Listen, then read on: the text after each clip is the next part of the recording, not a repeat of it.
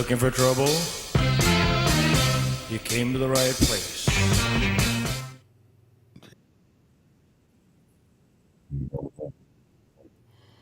What the hell did I do?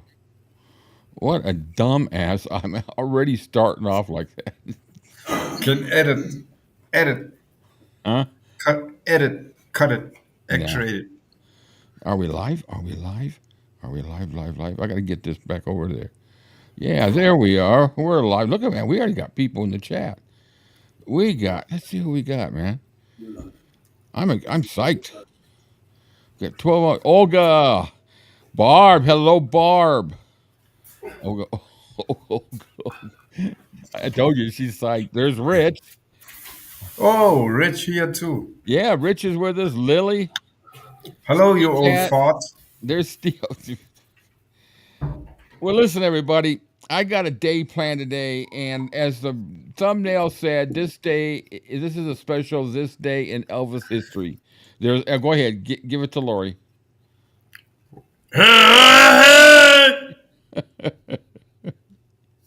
Yeah, a show ain't a show without that.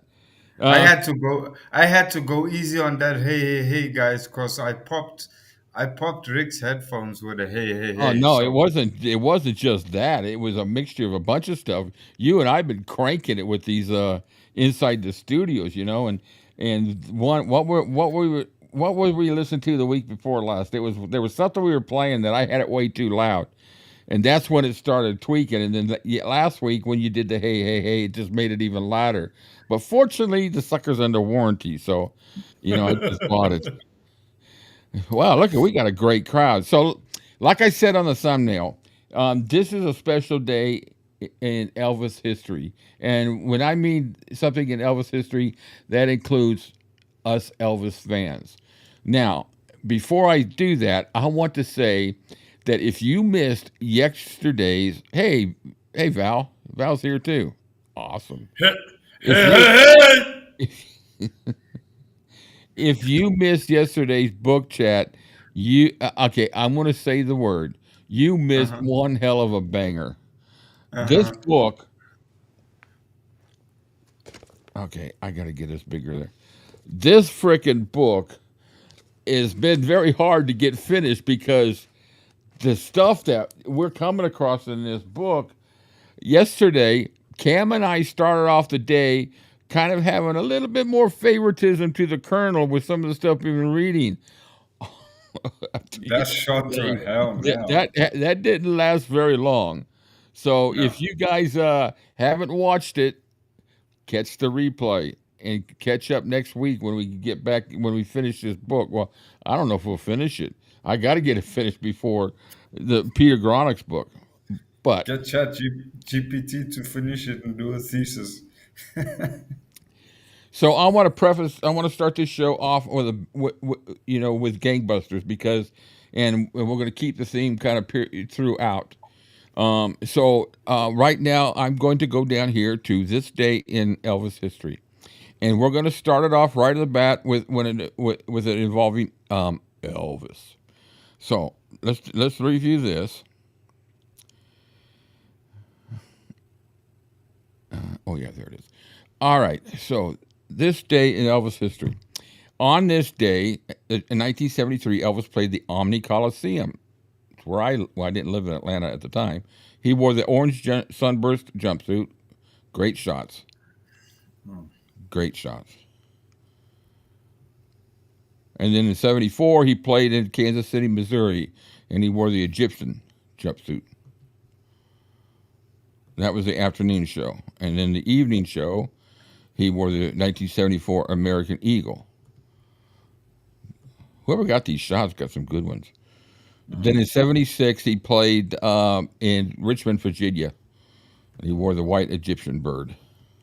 Great. Olga, it's on your side because Rick's coming through my side loud and clear. Okay, I'm coming through low. Okay. All right, let me know if anybody else is having a problem hearing me.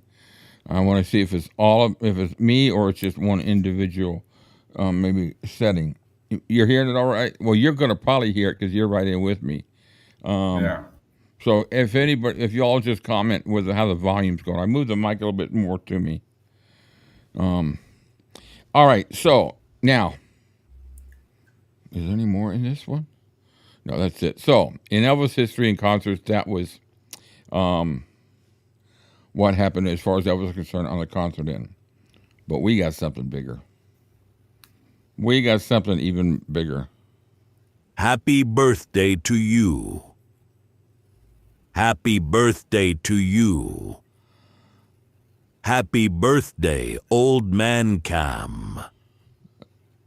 Happy Old man, your birthday ass. to you. That is Blue Moon Bob. Today is Cam's birthday, and we're going to have a good day. We're going to show some highlights. I'm going to spread it out through the day. We got some treats for you, and some people may be calling in, but anybody wants to call in can call in anytime you want. But this day's for Cam, and how old are you now, Cam? 25. 25 plus 20. 45 years old. Well, I want to start off by putting my 2 cents worth in on this, Thank you, guys. because Cam is my brother, and it was 294 days today that Cam and I met online for the first time in Coffee Date. We had been involved in another chat live with Brent, and we were parts of one, but we never really got to know each other. And since that day, 294 days ago, 42 weeks ago, I counted it down. Now, inflation, inflation don't matter to this. Inflation. Stupid. No, there's some, I I love always- it. Who gets the interest, me or you? You get all the interest. So, and a lot's happened, but Cam has been a part of this show for this whole basically 10 months. He became an integral part. He became my brother. He became Richard's part of our team, still is a part of our team. And we developed a great relationship. And not only that, we've gained a great relationship with all of you out there. I love Cam to no end. He is my brother, and we have cried together. We have laughed together. We have been there for each other. Cam left me a message. I don't want him to read it because I want to keep that personal. But when he sent that to me, it literally had me in tears today, because Cam and I are not opposites. We are exactly alike, and that sometimes can create problems, but it doesn't with us. No. We have disagreements, and we agree to disagree. And aside from everything I've done to help him get through what he's gone through for the last year, because it wasn't but a month later when he lost everything he had, he has done just as much, if not more, for me, because I was at a period where I didn't know what I was going to do, because I was alone. I didn't have anybody to really talk to. And through this channel and through this live stream, I have developed an awesome community of people. Now, everything today is going to be positive. I do have one little feature I'm going to bring out later. Has nothing to do with us. It's a pet peeve of mine, and I'm bringing it out because it turned into a little bit. But I've got my 2025 Troll of the Year. But that's for fun. Cam and I are going to laugh at this because he's going to get a kick out of it. But I got things to share with Cam. But now today, what we're going to do is the GoFundMe page that we have for Cam.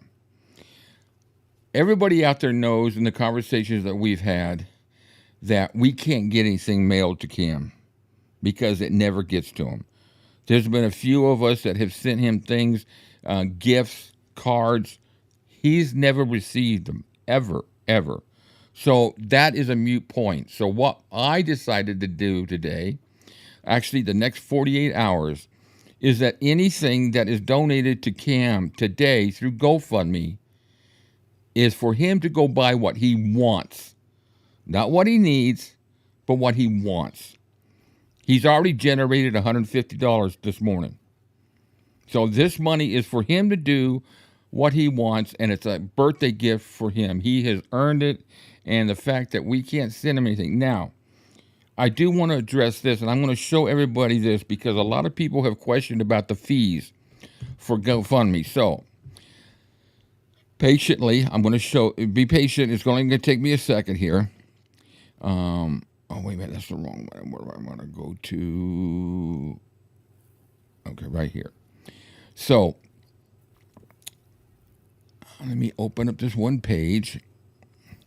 I'm going to open up the GoFundMe page here, and I'm going to show you how you don't how you don't pay for a fee, because I think it's confusing to a lot of people. And I'm not telling anybody you have to donate. I'm not. You have to make your own judgment, and your amount that you want to donate for Cam today is up to you.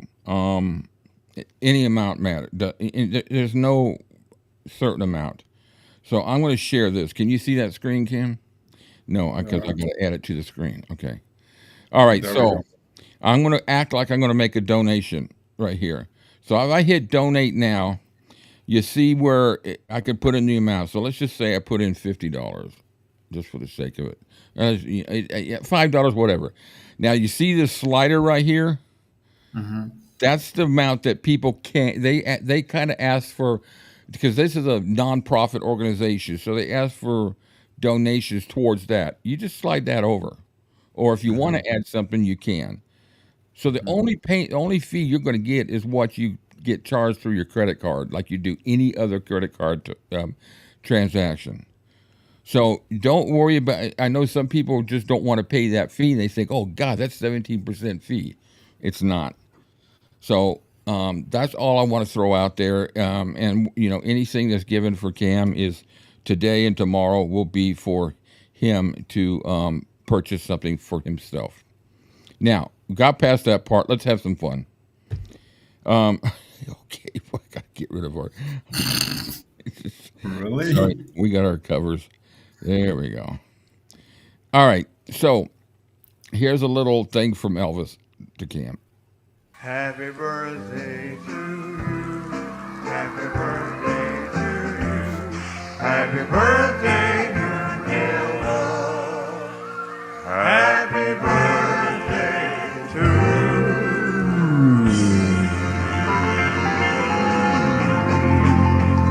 Okay. I hope that was all right. I stole your pictures off of Facebook. Yeah, no, that's okay. You chose the best ones, though. Yeah, I did. There were a couple. I thought, no, he might disown me if I put that one up. So that's a little bit from Elvis. We heard from Blue Moon Bob, and then we'll get into the show here. But I got one last message here I need to give him, and then we're going to get into some of the features I've got today, and we're going to highlight some things with Cam. But here we go. Here's a message for Cam. Hey Cam, just wanted to wish you a happy birthday. It's been such a pleasure getting to know you over the last year, waking up to hearing you and Rick talk every morning.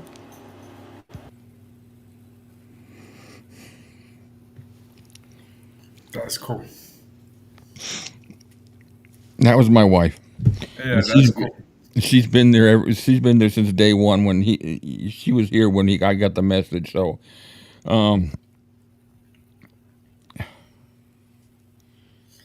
Yeah, that's cool. All right. Okay. Let's have a little smile here, real quick. You're the cutest thing that I ever did see. I really. Okay. All right. We're gonna have fun, guys. All right. So let's do a little bit of news here, real quick. So as far as our shows are concerned, everybody knows we got our watch parties at 5 on Saturdays. We have the Inside the Studio, which we had Renee from Hidden Minds. So if you didn't catch it, it was a fun one. Great songs, great acapellas. So check it out. Of course, our coffee date that we do every Sunday, and then our Tuesday night watches. That's a regular programming every week. And then as far as the book chats are concerned, Oh yeah, we got that one too. Those are on Saturdays at 11 a.m. And I mentioned we've talked about getting into the Priscilla book, so I ordered the other day the Kindle version of her book. So I will have that, and I will have the other books highlighted and ready to roll and go. Let's see, I'm way behind on comments here. Let me get here. Jeez. All right, so where are we at? I need to catch up here. Who we got in the house here? There's Brent. Brent's here. C-Cat. Sat in. Yeah, he is. He's a good-looking guy. Nice pool, Cam. Can't beat that birthday message from Elvis. Yeah, no. Yeah. So, the last thing I'll mention about the GoFundMe is the link will be in the description and we'll have the scanner here, the code here. Now, on the news, let's get back to the news here. I've covered that. So, and then our brother Rich, he's got some shows. In fact, I think he's in the house with us today, but he's got some shows that he's got his new radio station, Tupelo Radio, and most of you all know that he's not associated with this coffee date, but he's still associated with us as a team, and we will do some things together as time goes. Elvis for the Record is his channel. He's got the Elvis for the Record show, which is Sundays at 7:00, and then Elvis Gospel Tour on the radio. I think he's still got that at 7 p.m. I'll have to, if you can leave a message, make sure that I've got that right. And of course, the Tupelo Radio. And if there's anything I missed, just punch it in there, Rich, and remind me. So that's all the news I have. Rich has become a silent partner. Yeah. He sends me some of the fake features on Facebook and things like that, and I'll put them on the show. Now, real quick update on the CGF event. I don't know for those of you who got the message that Lesley put out today on Facebook, but message from Lesley. Update. So we finally bitten the bullet, and I'm contacting those who bought tickets and those who were taking part in the event to say it's been canceled. Had to be done. Done so much agonizing over it. Refunds are being made to the 11. Yeah, that's right. Only 11 ticket holders were made, and it's just not feasible. We'll be posting on the CGF page, which she has done, and the website. Now, she does have some items that, if you're interested, she still is taking some donations to be given to the charitable, the charitable foundation that we were doing. And so let me see if me find this.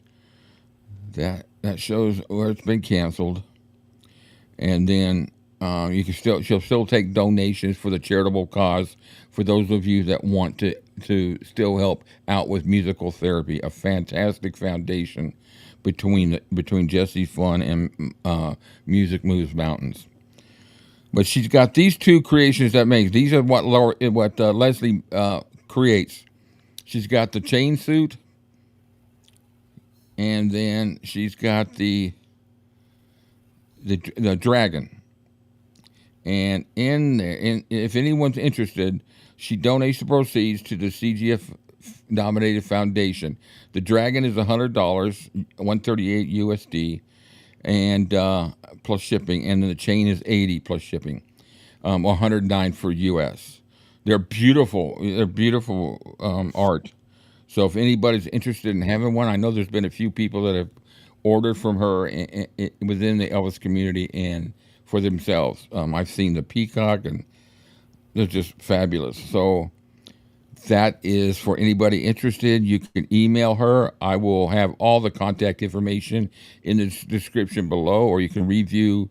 You can review the. I gotta get this right off.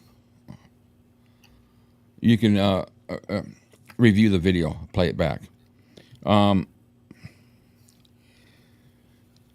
This is I'm really saddened by this because, especially for Lesley, because she has spent 15 years doing this, and this is the first time she's had to cancel an event. She's putting some that. Oh, we got a call. We got a call. We got a call. Let me see if I can figure out how to do this. Why is it not coming through? Are you calling? You're calling through the.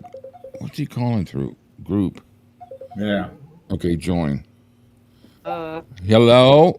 We got a few people in here. Ooh, geez. Okay, what do we got here? We got. Okay, we're getting some really bad feedback here. We got a lot of people on here. Alright, there we go. Okay, there. Okay. Hey, Dylan. Sweet. I just wanted to ring and say happy birthday, John. Thank you. Thank you. Thank You're very welcome. I promised Rick that I'd ring and say happy birthday. So Yeah, no, I'm glad you did. It's been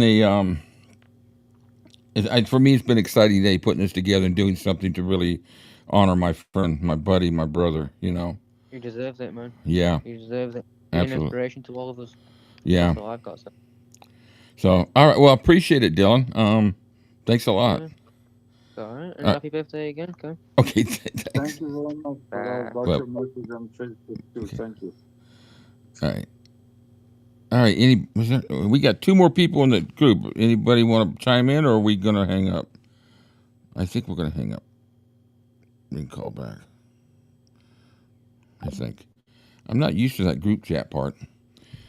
I got the call on my end. Did you guys? Yeah, we got a. You should call direct from your WhatsApp, not through the group chat, because we get everybody in on there. So sorry about that. So Dylan, in the future, just do it from your actual name and not from the group chat. That way we can. But no big deal. It was cool. I really appreciate you calling in. So once again, I've worked with Lesley for I think almost 3 years on this, working on videos, and I've thoroughly enjoyed it. And I feel I feel a little bit of a responsibility myself for it. It's just the times. I think it's just the times. And I got a little feature here that I'm in the news thing that I want to bring up that just kind of shows to me a little bit of sign of just it may have been, I don't know. I have no clue whether it was the time of the year or it was just time financially or what. But it's sad because this was going to really be an awesome event. The whole program was just beautifully put together, and all for Elvis. And so my heart goes out to Lesley because she's really been stressed out the last few weeks over this. This is like losing a child to her. She's given so much time and money and effort to this, and she actually had to take time off work because she was so stressed out from it, and finally came to the conclusion that it just needs to be canceled. So I myself appreciate everybody's support that you've given towards the events. And like I just showed, if you want to, there'll still be some monies given to the charity that we're representing. So anybody who wants to donate there, the links will be in there. And if you have any questions, go ahead and email Lesley. That email is also in the description. You have anything on that, Cam?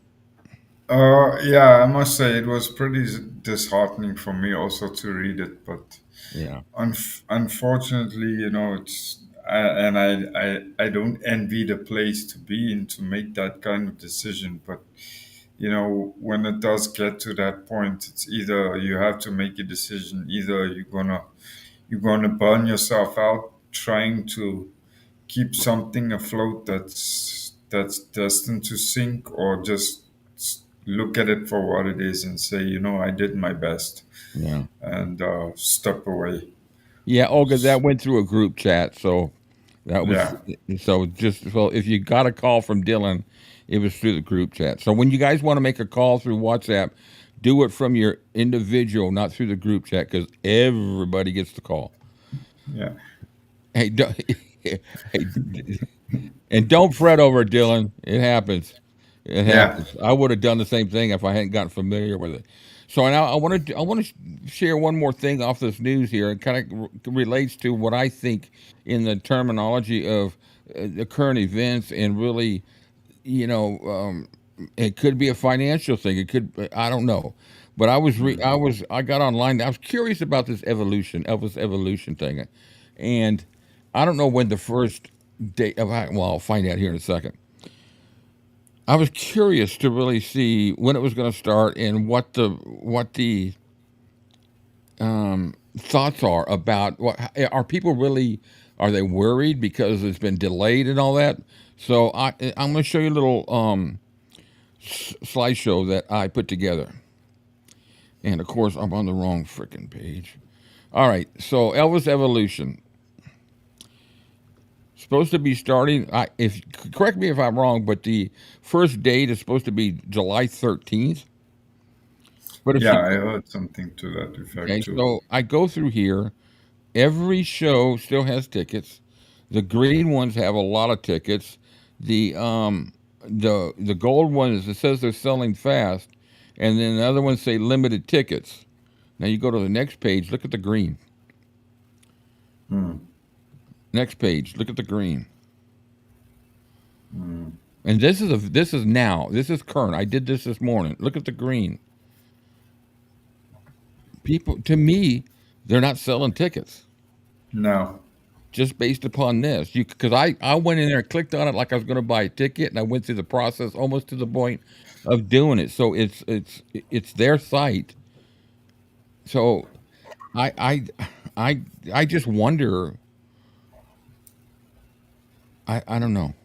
I think it's a financial thing. It's too expensive. Yeah, I think so. Oh, I know. I looked at the tickets and I thought they got all these special packages afterwards. So I'm going to be curious to hear the reviews afterwards, because I just with the issues they've had and other stuff I've seen with AI, I just hope they're just not saying, "Oh, let's just do it. We've already spent this money. Let's just do it. Try to recoup our losses or whatever." It's a shame if it goes that way. I hope it doesn't. But what do I got here? So, that was that. So a couple things. One thing I got here, I just want to share. This was 𝐉𝐞𝐿 is taking charge right now in the battle for the estate of Graceland and the Will Trust. There are reports now from insiders that Riley actually, on a recent trip to Memphis, changed the locks on the upstairs rooms and the archives. So Priscilla Presley cannot get in there. You've seen my... I think that's a fake thing, because first of all, can Priscilla come and go when she wants? Can she just go in there when she wants? I kind Not of a as strange. far, not as far as I know. Yeah. Hello. Hey, I'd like to speak to a representative. Well, we have Cam, and we have the dude. Yeah. Listen, I just wanted to call in and wish Cam a very happy birthday, man. Yeah. Thank you, brother. Appreciate it.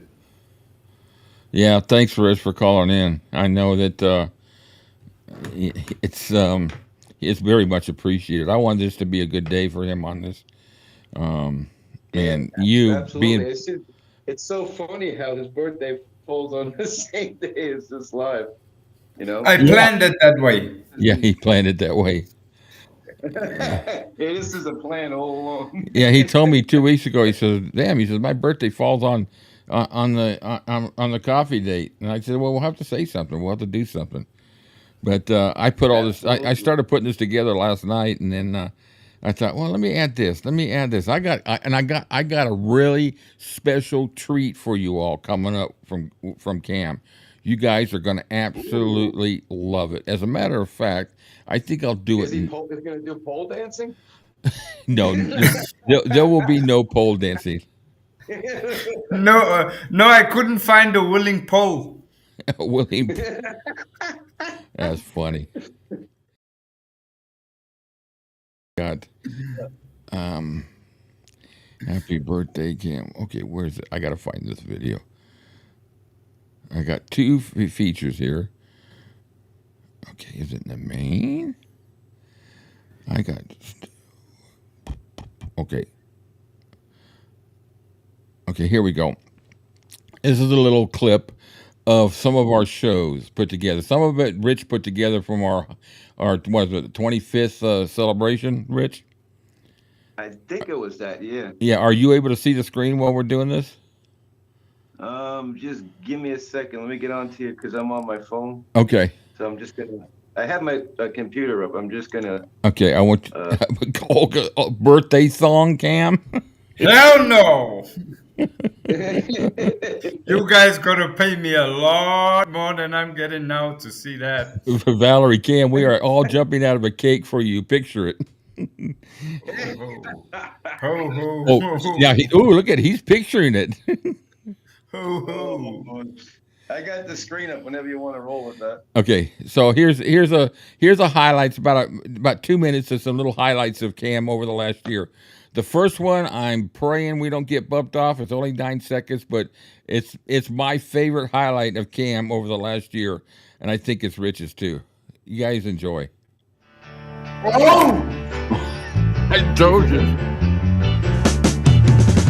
My God,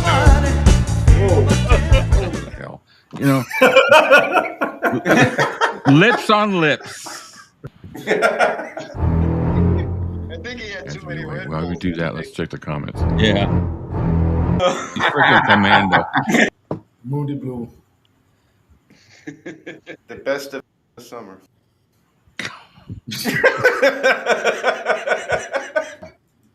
We'll have to have a butt off.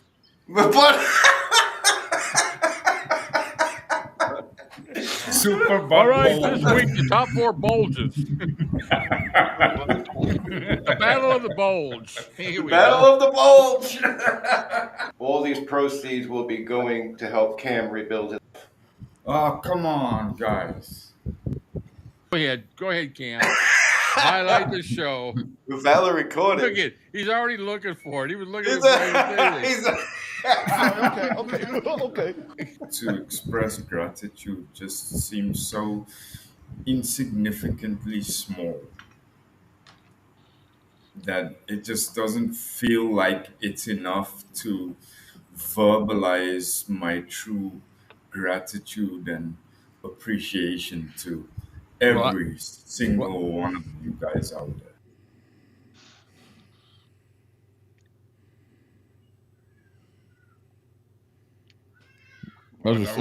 There's nothing like watching Cam laugh. Oh God, yeah. He starts. It's contagious. That's what it is. Yeah. He's got such a contagious laugh and smile. Yeah. I'd forgotten about some of that shit.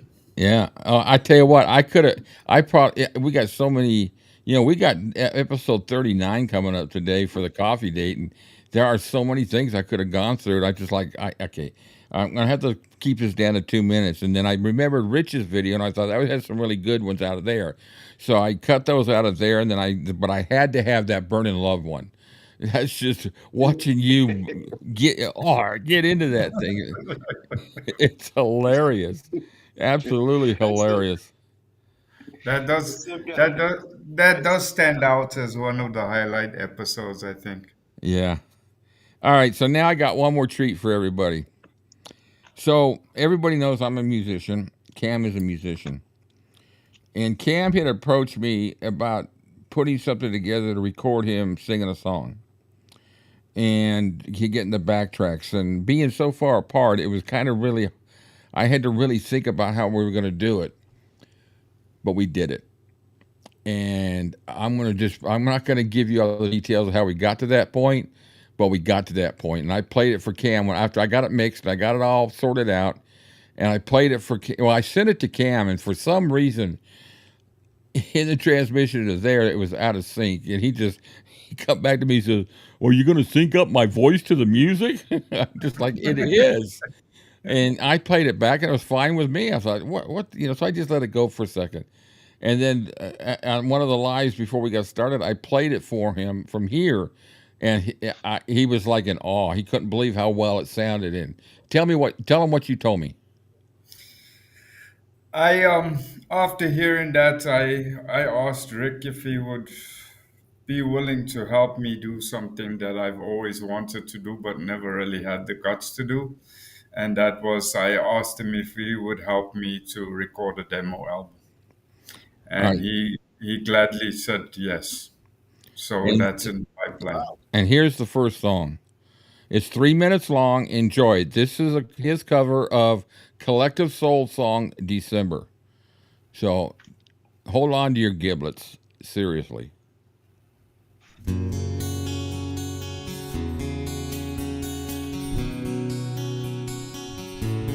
Oh, it sounds brilliant.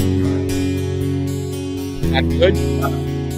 Yeah, I got it cranked all the way and I want more. Why drink the water from my hands? Contagious as you think I am.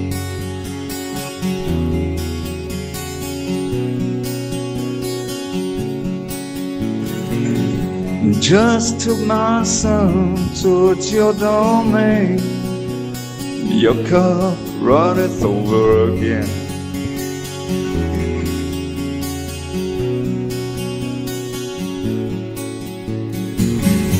Don't scream about, don't think aloud. Well, turn your head now, baby, just spit me out. Don't worry about, don't speak of doubt. Well, turn your head now, baby, just spit me out.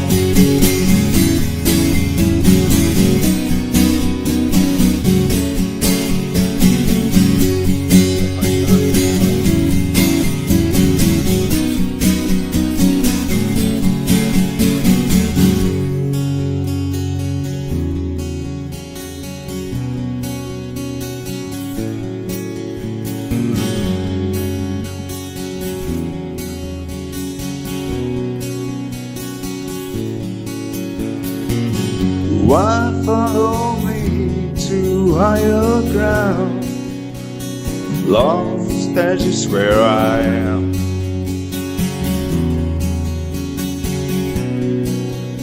Don't you go dying on me. Don't throw away your basic needs of ambience and vanity.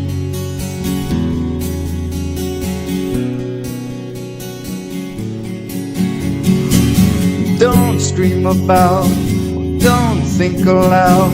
Well, turn your head now, baby, just spit me out. Don't worry about, don't speak of doubt. Well, turn your head now, baby, just spit me out. Don't scream about, don't think aloud.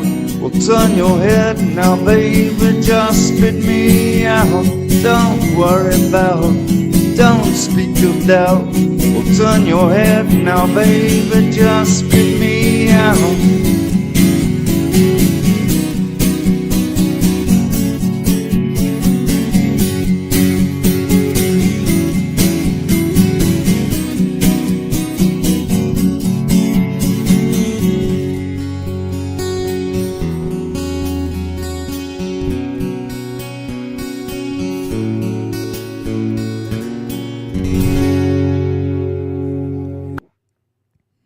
Absolutely beautiful. Cam has got an incredible voice. Thank you, guys. Yeah. Dude, that was amazing. Thank you, guys. It was really it blew my mind because that is the first time I've ever heard myself in a professional studio setup, and I was blown away by it. Are you still there, Rich? Yeah, Cam, you got so many gifts inside of you, man. It's just I'll call you back, Lori. Let me finish with Rich here real quick.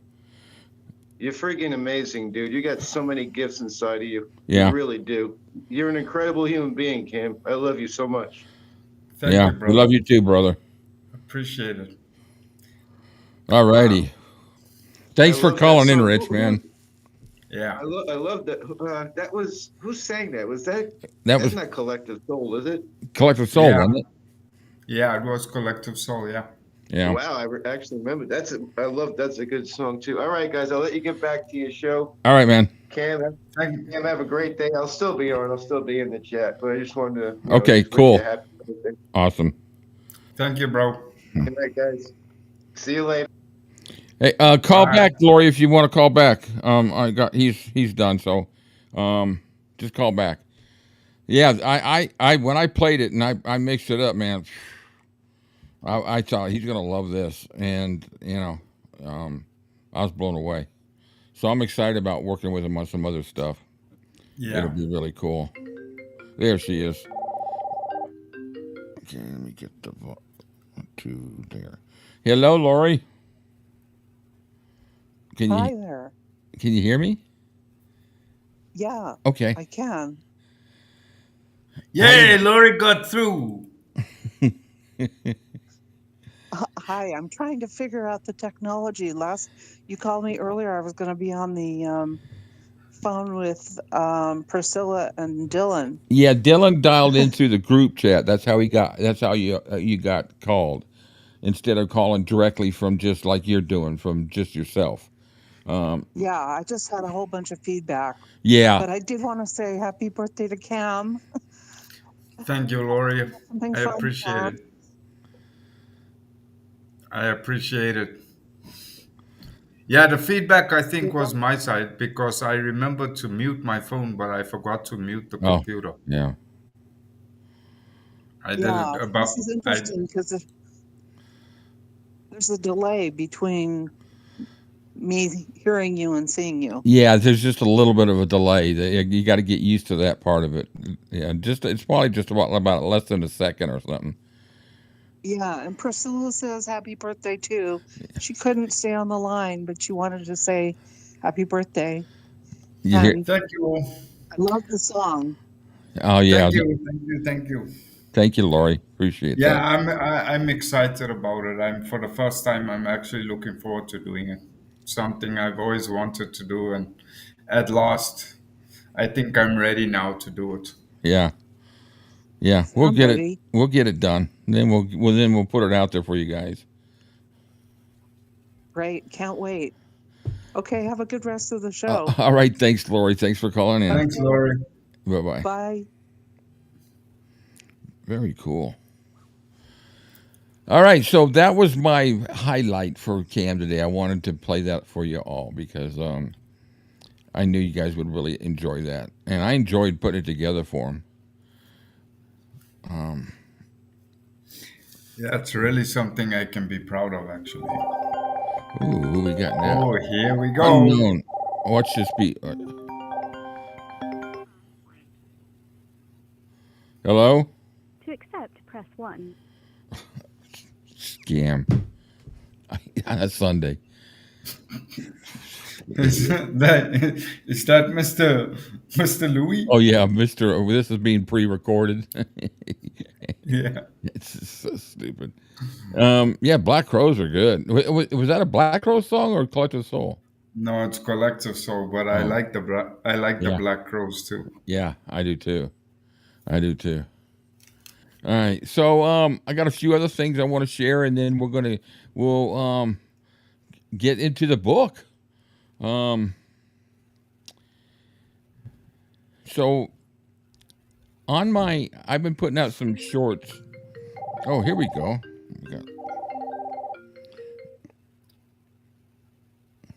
Hello, Olga.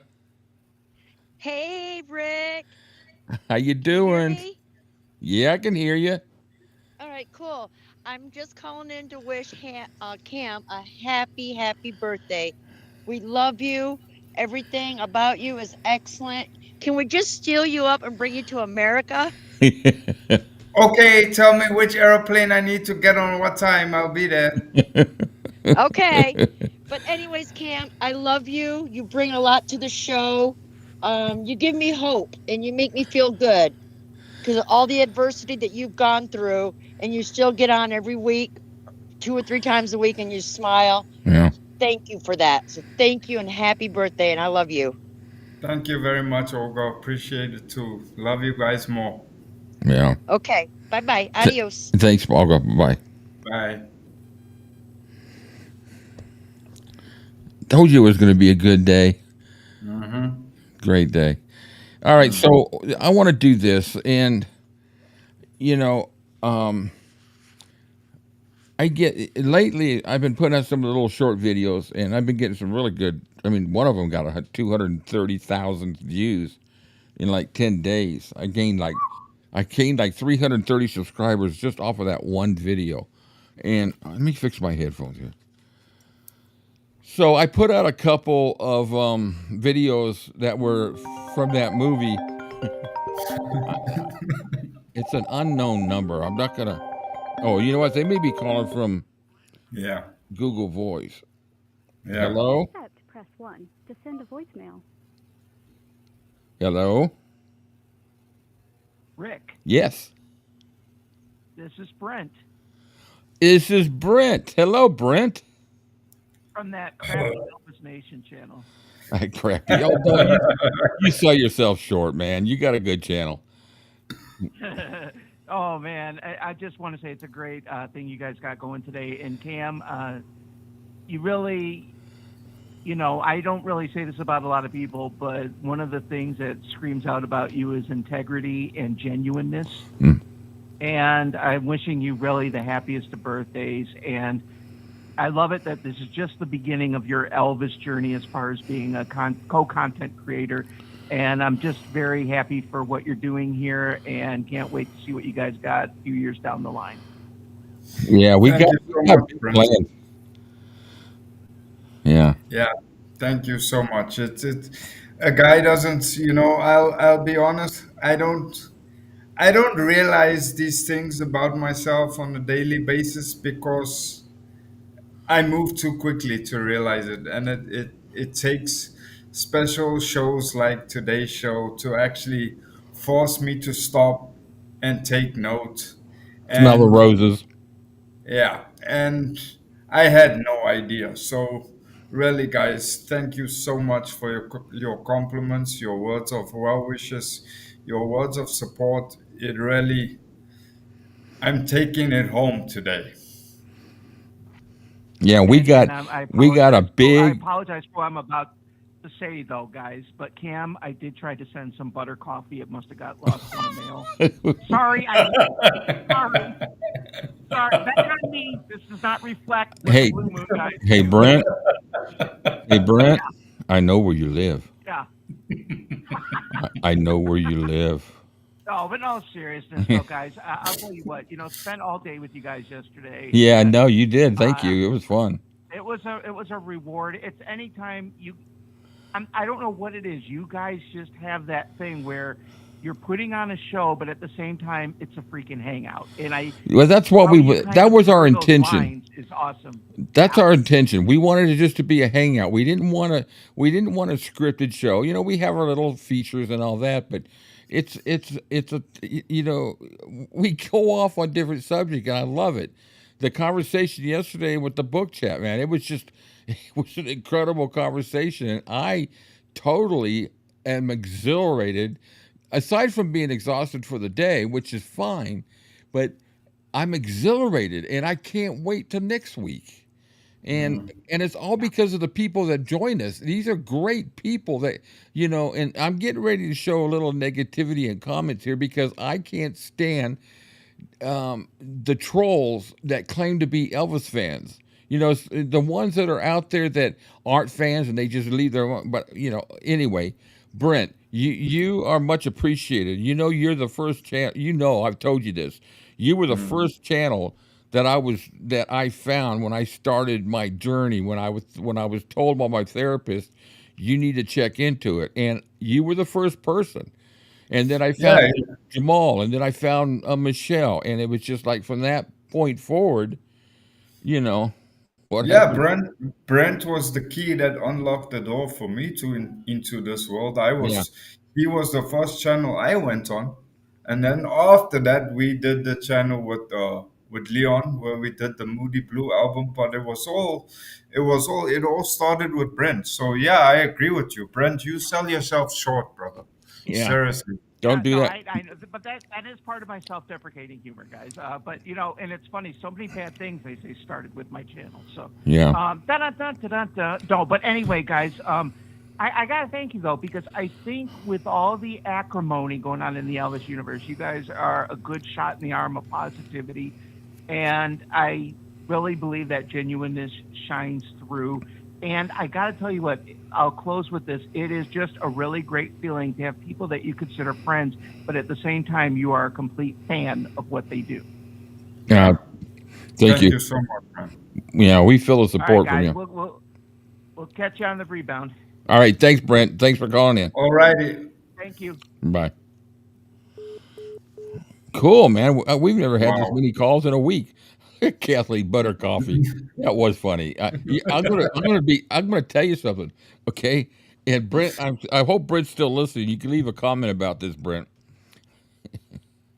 So I ran out of creamer for my coffee today. Oh no. So guess what I used for creamer? Oh no. Yes, I did. I've got butter One coffee. one stick or two. Oh no, give me a break. A quarter stick.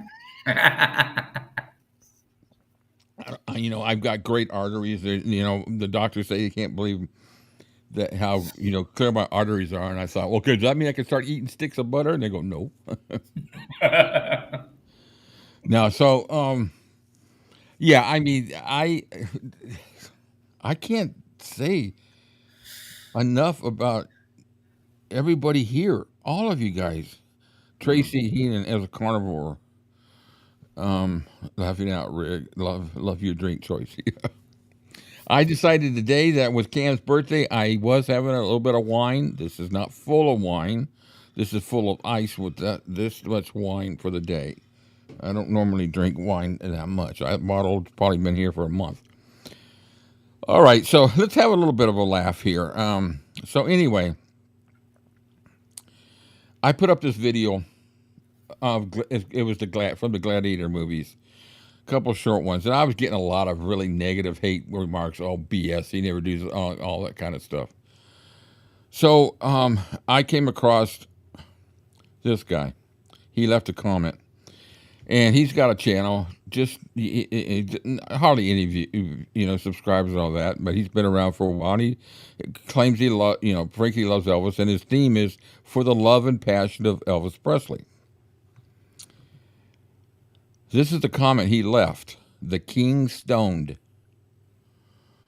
This is a guy who claims that he does his channel for the love and passion of Elvis. So I replied back, and I will, to people that make asinine remarks like this. For the love and passion of Elvis Presley, ? And you make such an asinine remark that I told him, I said, I can't wait to share this on my live stream Sunday. You have made Troll of the Year. We get a kick out of stupidity. And this is pure ignorance. He's just a young kid. I think he probably still lives in his mommy's basement. So this is the guy, young punk, I don't know, he a gangbanger, whatever he is. I don't really give a shit. So anyway, yesterday, so evidently I really got his little Hello Kitty panties all in a wad. So he decided he was going to correct me, which I corrected myself in the video. But I made the remark that Padre was from the Now album, and I realized it was from the Fool album. Now, we all know what the Fool album is. It was originally labeled just Elvis, but it became known as the Fool. So he left a comment. Padre was released on the Elvis, and he gave me the catalog number and all that, on July 16th, 1973, called Padre a weak track. And the other two songs are vastly superior. That's his opinion and all that. So I replied back. I just said, well, the album was known as the Fool album when released. Weak would be a matter of opinion. Understanding the makings of the song gives a better understanding of the strengths of the song. And that's how we came across with the song while we were doing it. Can you see the slides? Okay, let me get rid of this right here. So he comes back and he says the album is titled Elvis. So he obviously didn't read my comment before what I said the album was known as the Fool album. Yeah. I said, Frankie loves it. I said, understand, but it was known as the Fool album and was marketed and referred to as the Fool album even by RCA. If you read the whole Wikipedia article you are getting your info from, you will see that. Just a little slight. So here, this is the continuation of it. Historical accuracy and context are key, not Wikipedia. You do know that Elvis hated the term the Fool album. Yes, you should. Now he's trying to rile me up, and it's not going to work because you can't rile up intelligence compared to stupidity. And No. so I come back and I said, I never used Wikipedia, but the info you sent me is a Wikipedia style of info. Yes, I know he hated the name. Now I just heard that as rumors. I never heard he say it, but obviously you didn't know the album is referred to as the Fool album by RCA, and they repackaged it as the Fool album with the FTD, etc. But you should know that if you were an Elvis fan. No true Elvis fan would never leave a disparaging remark about him in a comment either. And think it's funny because he's got a little smile on my face after it. Your attempt at trying to discredit me will never succeed. I was watching him in concert before you even were a gleam in your daddy's eye. Smartass. I show respect to the man. You have failed. Peace. You can keep going. I prefer to deal with real fans. You will be a great laugh tomorrow. Peace, Frankie. So he comes back. Now this is actually shows his arrogance and his stupidity. RCA paperwork from Joan Deary's, and we know who Joan Deary is. She was part of RCA from the late 50s or 60s. He claims that he has her files in his possession that proves otherwise, and your lack of understanding acknowledge. Fool. He's still ignoring what I said. It was the Elvis album by RCA, but he still flat out ignores because at this point now, his Hello Kitty panties are so far up his ass he can't even think straight. So he replies, "Oh, well, somebody made a comment about Wikipedia." So here's my I think my final remark. First, I find it a bit ridiculous to think that you have the actual paperwork from Joan Deary's file. I call BS on you.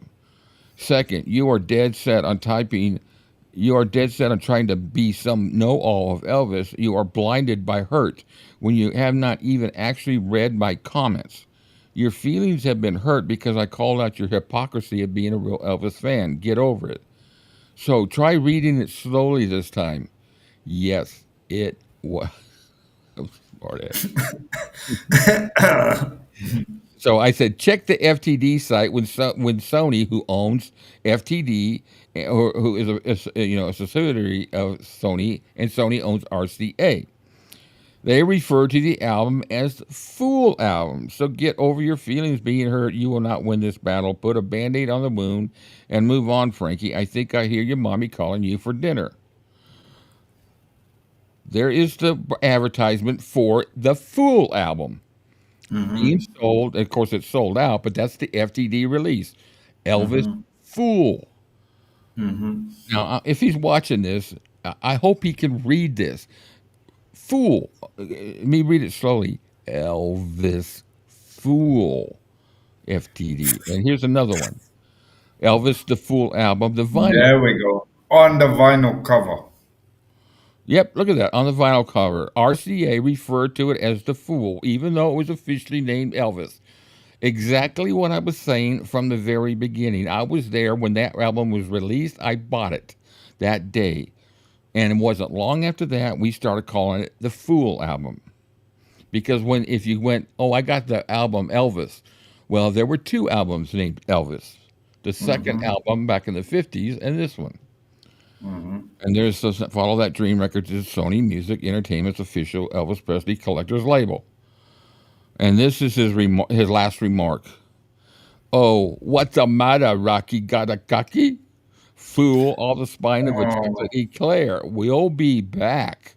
Yeah, I am back. I'm right here.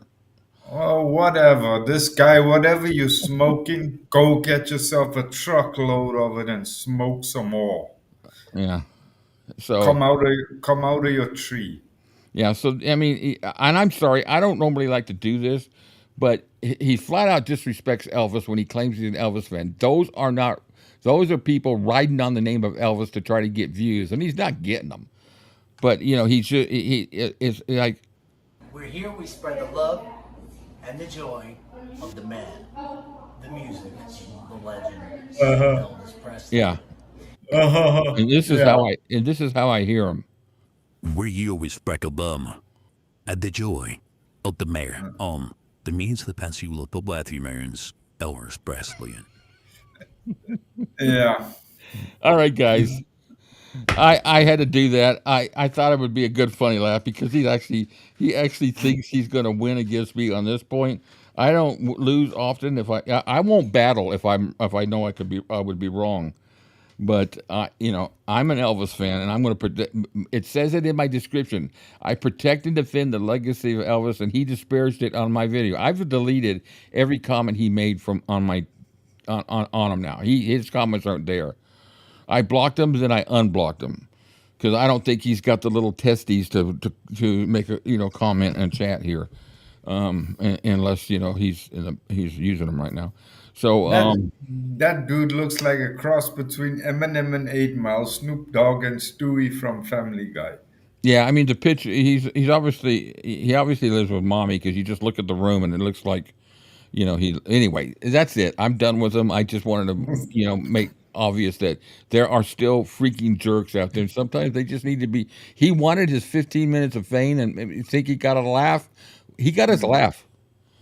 He got his laugh. So anyway, guys, that's all I got to say about that. So I think I've covered pretty much everything as far as before we get to the book. I want to go back to a little bit. I tell you what, I love Olga to no end. I lived through her humor, and I cannot wait till she gets to Memphis. And she just Elvis Raza. Lily, this is the Elvis right.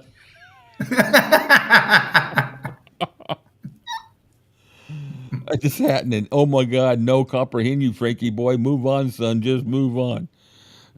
Yeah, that was him, Valerie. That was him. Anyway, if that's how he wants to view Elvis, that's fine. But don't put him on the comments of my channel.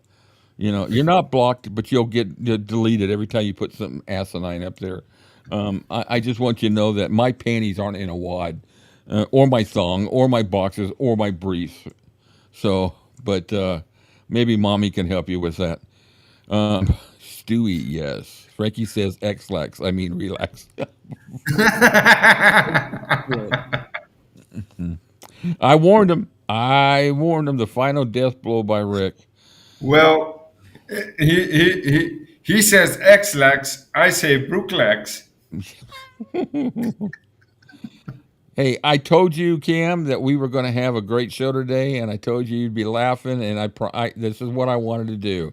This was your day, and I wanted to have you laugh, and you've been laughing and smiling and taking it all in, and you've had me in tears on some stuff, and, the message you sent me this morning had me in tears, and, Olga gave me a few ideas. It had me thinking about a few. Every time I spoke to Olga, I thought of something new to do, and I'm sitting there looking at the time and go, oh, yeah, I got time to do that, and I got time to do that. And I put the little highlights reel together like an hour before. Said, no, I got to do that. That's going to be cool. The burning love and in the bobblehead. Purple Green would have loved that. She loves the bobblehead, Cam. Mm-hmm. Yeah, he's been on a long vacation. Yeah. All right, guys. Hey, listen. One more thing. I just want to say happy birthday to Cam. He's my brother. I love him. He'll always be my brother. And Rich is my brother. We miss him dearly. Absolutely miss him dearly on this show and some of the other stuff. But what's exciting is we're going to be doing collaborations. We've talked about doing when Olga's down in Memphis. Well, we can do it off a line too. But we're going to be having some some events. Hopefully, if everything works out, she's able to get to them. But she's running the show. Memphis Elvis Week is going to be produced by Olga, and I'm going to be the cameraman, and we're going to broadcast it. So we're going to let you know if an event's coming in that we can do. But it's all going to be her, and she is pumped. I'm pumped, and but we do have a live simulcast of the vigil plan the night before, and then something planned for the next day, and we're going to broadcast it to Rich's channel also. So it'll be a live if everything works out. We've broadcast double. We've double broadcast before, so it'll work out perfect. And what? Who? Rich? Yeah. Which comment? I'm behind so many freaking. I talk too much. Frankie. I mean, Frankie needs to be put in timeout. No Barney on TV for him. Oh man. Lily.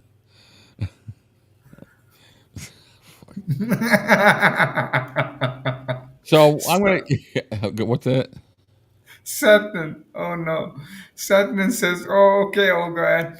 I thought you were referring to the paper they use for the fanny fags. Laugh my ass off." See, we're not scripted. He must be drinking toilet water. That's why I missed that one. Oh, hilarious. That's if you can reach that far in the bowl. Yeah. Yeah. He probably could. I'm sure he sits down to pee. So, anyway. All right. So, Olga called me, left me a message today. She was replaying the book chat from yesterday, and I know some of you were in it. You got to replay it because the discussion was awesome. And we got off into a track. There's stuff that I heard and read about Parker that blows my mind. And now I actually have a total different of opinion about a personal thing about Parker. And I'm not gonna. I want you. We've talked about it in the book chat. And it's going to continue next week. I'm going to try to find a little short video regarding the Colonel 2 to play before, because that kind of works out pretty good to roll into the book chats. And we went 2 hours and 40 minutes. We had 20 minutes before we kicked inside the studio. It is a jam-packed, what is it, 11, 7, almost 7 hours of video of Elvis. A little bit of break. I ate lunch and dinner in between the inside and the watch party, and it was fun. You guys gotta, if you're missing it, join us. It's fun. And then we got the live Tuesday night. I haven't picked the one yet. It might be Banja. Banja's there's an interview with Banja. He knows a lot of Elvis stuff. He worked with him. So happy birthday, Cam, once more time. And now I think I've got a few pages marked up for Careless Love, and I think it's probably going to carry off into a great discussion because we're into Priscilla time. We're into the introduction and meeting of Priscilla, and I have thoughts about this as I was going through it and highlighting and reading it. I'm anxious to get to the time when her book comes out and we can have a good discussion about that. I love these discussions. I live for it. It's just I love the opinions and the thoughts that everybody has, and as I say every time, I respect everybody's opinion. Nobody gets nasty or hateful to anybody else. There's no politics involved. There's no drama. What a way to spend the day. I think it's a great way to spend it. I love Elvis. Somebody coined it. What is Elvis Saturday? Saturday Yeah. Elvis. I mean, it's awesome. All right, Cam. Wait a minute. Let me see. Cam, you are one of a kind. We love you. That's from Lori. Yes. Rich. If I missed it, Rick. These topics with Parker are rough. Yeah, they are. Yeah, that Priscilla one's gonna be a rough one. Yeah, I mean, I I hate the man right now, and I didn't before we started these. I mean, to the point at this point, I'm hating him. No telling what I'm going to think after Peter Goronek's book, but at this point in time, he's just a flat out reptile. We've called him every reptile that exists: a toad, an iguana. We've called him a lizard. What other reptiles are there any reptiles left? Snake? Yeah, Brent called him a shape-shifting reptile. Yeah, shape-shifting reptile. And he is. You sit here, and you know what? It was before he even got the stuff that he's doing. I mean, I don't want to be a spoiler for those who want to, or just catch up with us next week. But the mob and the gambling, it all started before Elvis, before he even got Elvis, and then in Memphis, which was a big area for mobs, or what do they call it, the cabal. Yeah, Tracy, the Lion Dutchman. Olga says she was telling her madre about it at dinner. She probably thought I was crazy. I was so wound up. Oh, we were wound up. Cam and I were just like, we were beside ourselves because we both had turned the corner to thinking, a little bit more. Actually, turning the corner to kind of feeling sorry for him because, but then the video that we played before was the second. Oh, by the way, I don't know if Renee's listening right now. He'll probably listen to the replay. But God, thank you so much for joining us on Inside the Studio. We had an absolute ball with, a great time with Renee. Yeah. He picked great songs, and we had great acapellas, and it was great. I'm so happy to have made a connection. Now, I'm right now coordinating, and at this point, it looks like we're going to have another guest. I haven't told Cam this yet because I just got the email of a reply, but we're going to have a guest join us on July 24th to record and have it play that weekend if everything is fine. It'll work for us, and I think it's going to work for him. Leon from the Ultimate Elvis channel, or the Ultimate, I get his mixed up with Steve's. Leon is going to join us. Okay, cool. So, cool. That ought to be good. That ought to be good. Yeah, that'll be good. He's thrown out some great songs. He said he had a hard time picking them, but he threw out some great songs. 20 Days and 20 Nights. Yeah. So I'm looking forward to that. I got to reply back to him and say that day works. It's a Thursday. I guess he's off during that week, so he'll be able to do it without any interference or being bothered. Yeah. There we go. Lily put Olga on the spot now.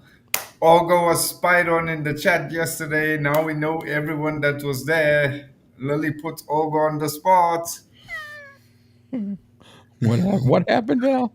You need to remember to pass that message on to Renee. What she said?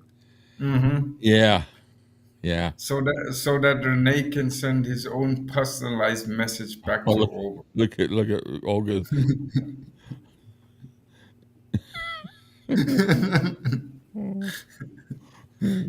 That was funny. That was funny. In a moment of sheer brutal honesty, Olga forgot to put on the spell checker on her keyboard. This is from Rich. That was the reason Elvis had to do all those Vegas shows. Parker got in deep. All right, let's see who we got here. I wonder if it's my pre-recorded dude. Hello? Hello. Hi, guys. This is Cindy. Hey, Cindy. Hey, nice surprise. Hey. Yeah, very nice. Hey. We own that one now. Cam owns that one now. Yeah. I don't know. I don't know how much longer my throat is gonna hold out, but for as long as it holds out, I'll own it. Yeah. It's gonna ruin your singing career. Well, this is a nice surprise. How you doing? I'm doing great. Yeah? It's like 100 degrees and Holy 100% humidity where I'm at today. wow. That's crazy. Not really. I'm exaggerating. Yeah, It is hot. we've had some serious thunderstorms here. Like I'm in Georgia, and Right. we've had some serious thunderstorms here the last few days. And crazy. Yeah, we have to. Okay, so I have a surprise. Okay. Warning: put your fingers in your ears if need be. Okay. All right. Go for it. Happy birthday Oh. to you. Happy birthday to you. Wow. Happy birthday, dear Cam. Happy birthday to you and many more. Wow, you got great vibrato. Oh my goodness. That was horrible. No, you were on key. You had vibrato. That was great, Cindy. That was awesome. Yeah. No, I'm dead. You know, I can hear it. You know, I got good pitch hearing, and you were. It was great. That's nice. You're too sweet. No. I don't do that. If I didn't think so, I would have just said that, you know, that was nice or something like that. I would never. You know, I want people to tell me the truth. You know. Well, there you go. Something like Oh, look at Lily. Lily says, "Wow, Cindy, that sounded like Marilyn Monroe." oh God, Lily, have another drink. Yeah. Lily's on fire tonight, that's for sure. Yeah.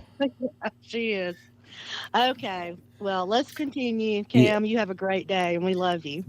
Thank you, Cindy. I appreciate the well wishes. Thank you so much. Yeah. Okay. Thank you, Cindy. Thank you a lot. Appreciate it. Bye, guys. Bye-bye. Bye. I'm still here. I just need to break away for a couple seconds. I'll still be on the mic. I just need to do something quickly. Okay. So, anyways, if you haven't had a chance to listen to yesterday's chat, I forgot all about Olga's. Olga, I love your honesty. Elvis going to get jealous. All this talk about Columbo and Renee. Hey, we're a family here. We're a team. We all share. Yeah, Renee, next time you come on with us on Inside the Studio, we promise we'll shut up and give you a little bit more speaking. Yeah, we have a... Renee's real quiet. I will say this. When Renee does the narrations on his videos, there's nobody better. Yeah, he's got a very nice... He's got a very nice listening voice. It was the first time I really actually paid attention to how he was narrating with the Colonel ones that he shared.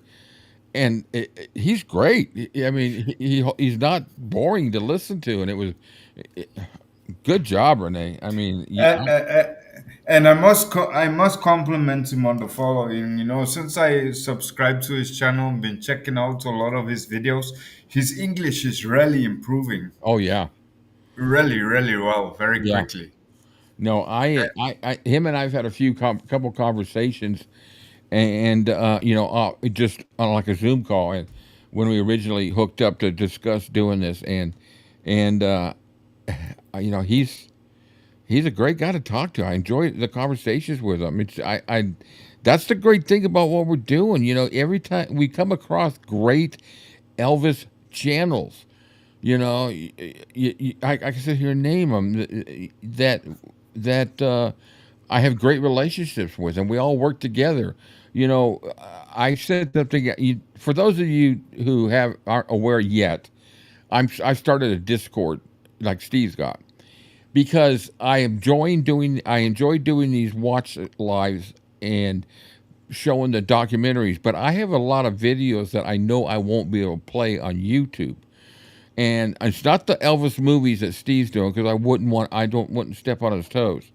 But I have the TV series that were run, you know, with Mike St. Gerard. I've got all the series, the Sun Records one.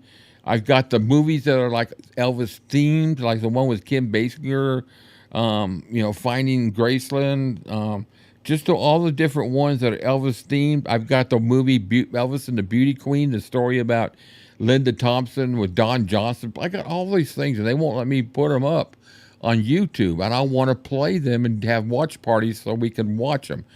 And so like I've got a couple videos about Elvis and the gospel, but they play so much gospel music, I can't do it. You guys would love it. I got Elvis by the Presleys. I've got This Is Elvis, the Elvis movie with Austin, all this stuff. I've got it all.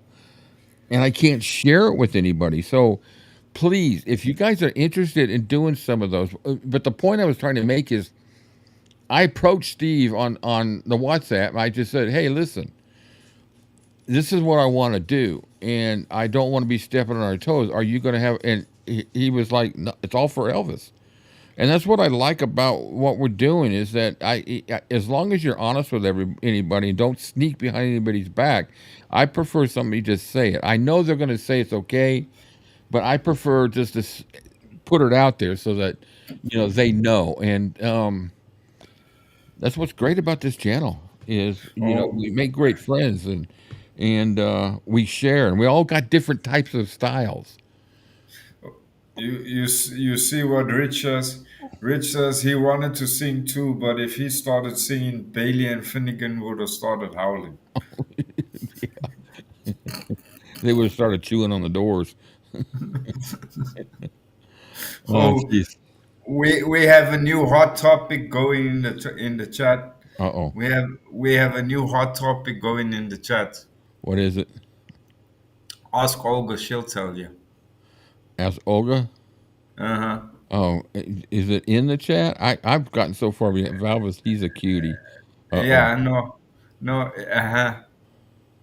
Do I go further up? Or Renee has good hair. Look at the conversation. I told you. Cindy sings better than Taylor Swift. Oh, Jesus. Finnegan and Bailey sing better than Taylor Swift. And they could do it on 4 legs. I'm sure she does something on 4 legs, but kind of a stupid remark, wasn't it? Oh, my. Oh, you know what? I've been meaning to bring this up, and I really want everybody. This is totally off subject. I don't know how much we're going to get into careless love, but I have all the time in the world today. So if you guys want to hang out, I'm for it. The term legend. Uh-huh. It drives me batty. Now, I looked up the word, and the word is not how I look at the description, or or what is it in a dictionary. The meaning describes it totally different than what I've always thought of the word legend. They throw legend around so freely with people today. Taylor Swift's a legend, and John Legend's a legend, and they throw that term out, and it drives me up a wall, because to me, a legend are 2 things. A legend is no longer around, and they left a mark on history that will never be forgotten. Elvis, like, for example. The Beatles, they'll never be forgotten. That to me is a legend. A legend is John Wayne. A legend is Clint Eastwood. Now, the ones who are alive, these are people that are, to me, are legends. But they throw that term out so freely, it just demeans the people who are legends. To me, it diminishes. I mean, am I off my rocker? Yeah, I agree with Tracy. It's the same as the word icon. Oh, yeah, yeah. They use icon also. Yeah. Yeah, I just, and the reason why I bring this up is because they said it about Taylor Swift. And, okay, she's got a gimmick, she's got a catch, and she's got a great fan base and all that. She's, her personality and all that, and more power to her. I give her all the credit in the world for doing what she's done, and but when I, as a musician, and understanding the makings of music, and understanding. Okay, look at the Beatles. The Beatles had they changed their style of music over the years. Taylor Swift, to me, the only thing I know about her is every freaking song she wrote is about some breakup or something like that. It's just a rewording and their catchphrases. They're Yeah. bubblegum music to me. They're hey, we're the. And I love the Monkees. I'm a huge fan of the Monkees. I grew up with them, and to me they should be in the Hall of Fame. But they were basically a bubblegum music type of group, pop rock, and I'm happy with that. But look at Elvis. Elvis is a legend because of music today. I mean, Yeah. okay, I'm going to shut up. I'm going to read the comments because she's a marketing experiment. Yes, and I Yeah. know I always go off on Taylor Swift, but it's really indeed all in good fun. So so is her putting her relationship with Kelsey out there too. Yeah, you know what? I don't give a shit if she's having a relationship with a tight end. It really Who the hell you is can make a that? joke with that, but and she does auto tune, and and I know that for a fact because when she got up there, there's a video. You got to Google it. There's a song she got up and sang with Stevie Nicks on a live show. I don't know what show it was, but I don't remember the song. Stevie Nicks to me is a legend, because of the mark she's left in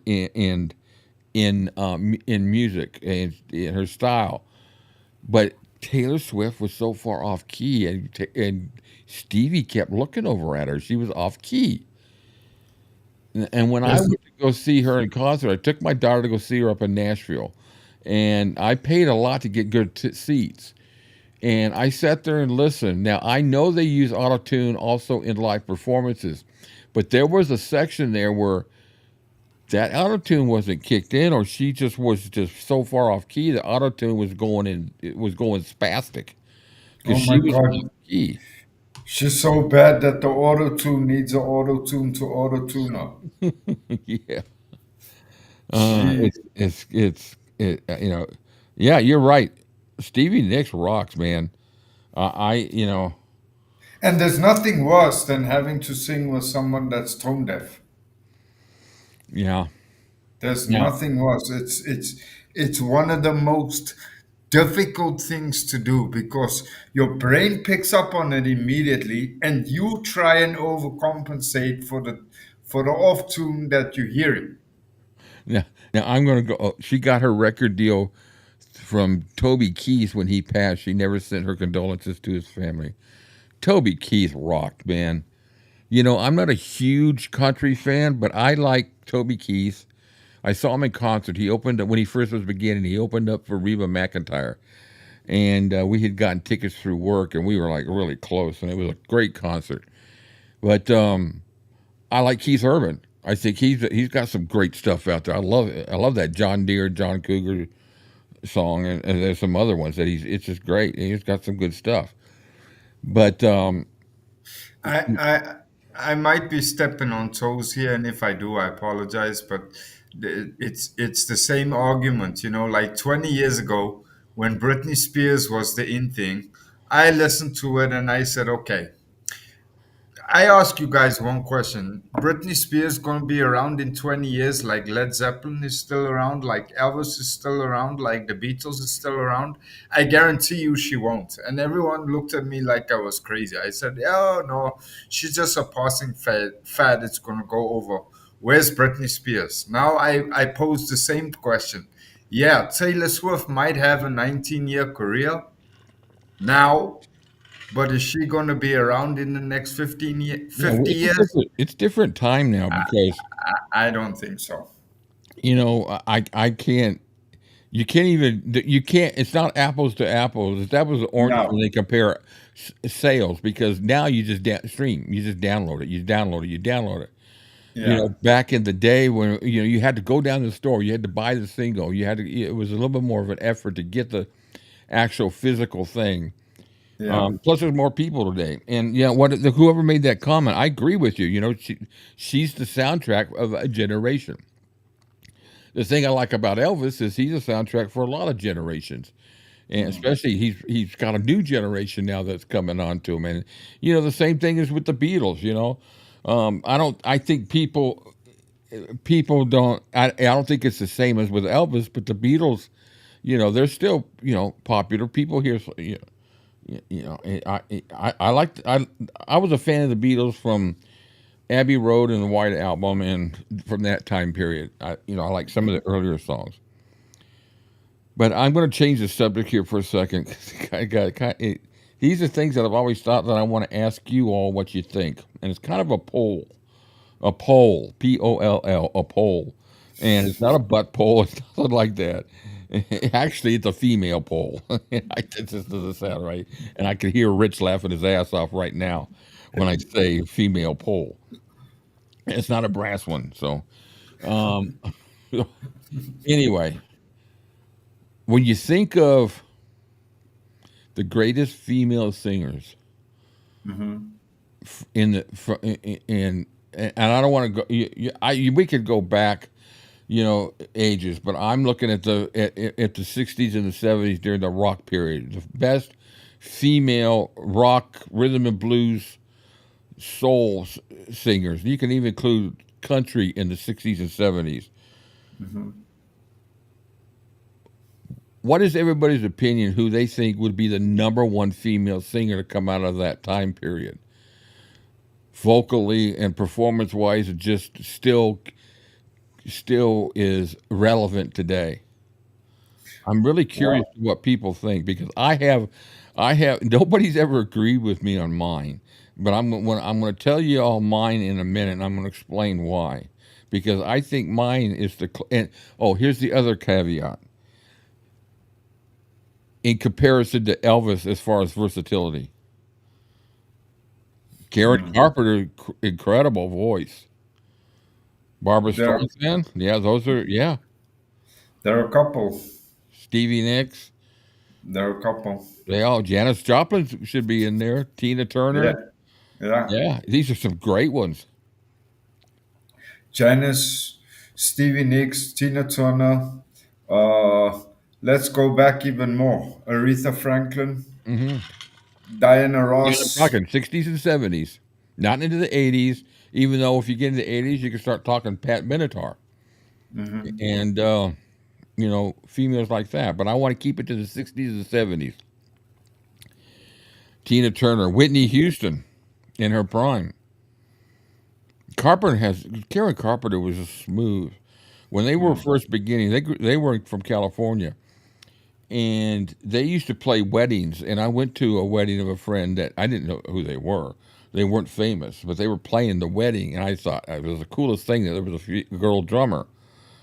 But they were known as Richard and Karen Carpenter. They weren't known as the Carpenters.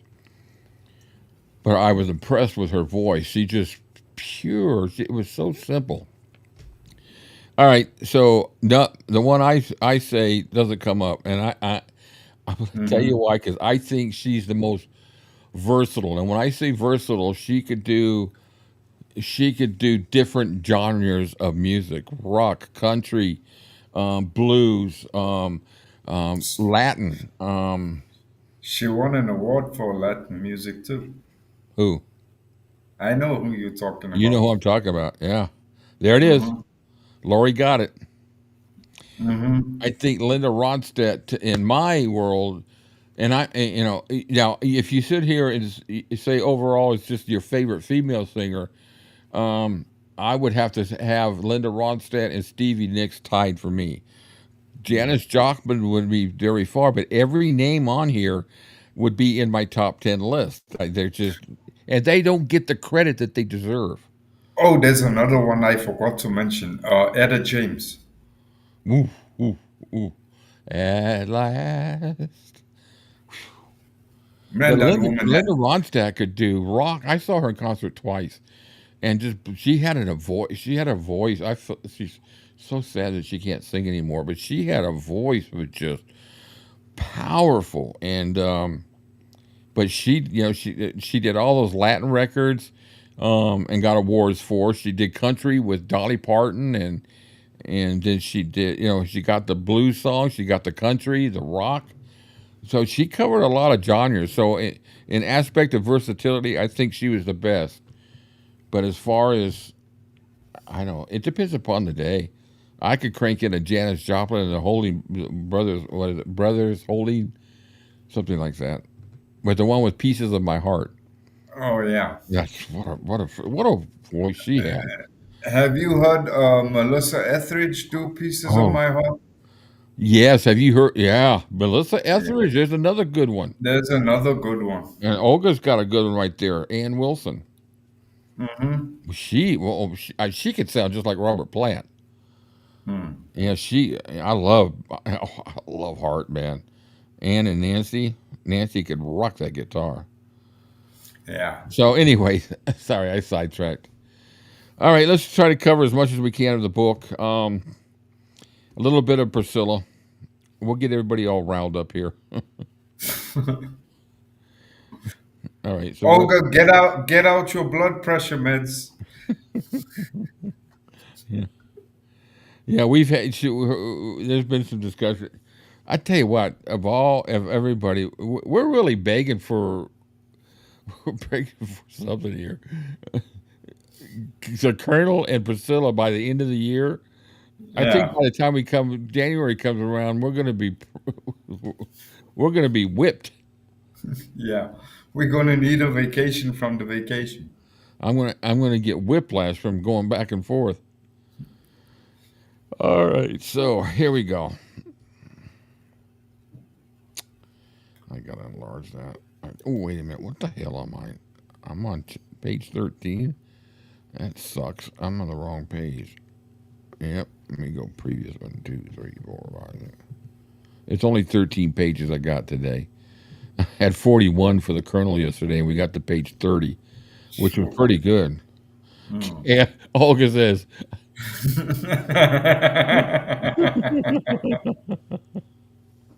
Ooh, Sheryl Crow. There's another good one. No, that's just put an image in my head that I rather don't want to have there. Oh my God! I guess it's better than the oven. Uh-huh. All right, so here we go. Okay, so for the first few, this is Priscilla arriving in Germany with her. She's just discovered that her father is not really her real father. So for the first few days after their arrival, what am I getting at? Oh, somebody's on Discord. That's why. Yeah. Oh, okay. Power outage, but Steve's getting it up. He must have a power outage. All right. What the hell? I keep maybe my pants. Oh my God. Oh no! Here we go. Here we go with the discussion. We still got Val and Kathleen here. This discussion is and everybody else. This is gonna be fun. So for the first few days after the arrival, she didn't do much of anything. Refused to be appeased. Rejected all offers of help. Sounded like she was just a spoiled, rotten, freaking brat. Is what it sounds like. Of course, 14-year-old kid. And that kind of comes with the age, doesn't it? She was a beautiful girl with a snub nose, a childlike freshness of appearance. What happened to that snub nose? It's sitting in a doctor's office somewhere. Yeah, it's sitting on her chin somewhere. But a fully formed adult expression and a mind of her own. Her mother did everything she could to coax her out of her mood of sullen resentment, and her father, who was strict but fair, tried to I gotta close that down. I gotta exit out of there. How do I exit? Quit Discord. Thank you. I'm getting those notifications, and I don't know if you guys can hear them, but the little beep. Yeah, I hear them. Tried to kid her out of it, but she continued to sulk with resolute determination. Sounds like a nice little girl.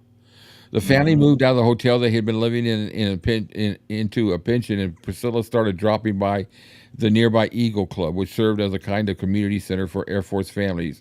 Every day on their way home from school, she would sit in the snack bar, listen to the jukebox, and write letters to friends at home. It was there that she first met Curry Grant. Oh my Rich. God! Look at Rich. You are Rich says. Yeah. Oh, he's on fire this week, man. That nose will be on display at Graceland soon. Hey, man, pass that over. Is that a snail? She didn't know who he was at first. He was just good looking, older guy in his 20s staring at her, but she was used to that. One day while she was sitting with her 10-year-old brother, Don, he came up and introduced himself. She gave her own name with some misgivings and listened even more suspiciously as he explained that he was the entertainment director here at the Eagle Club, and was she, by any chance, a fan of Elvis Presley? She just stared at him, of course. She was, who wasn't? She and her friend Angela, I heard she wasn't a big fan of Elvis before. No.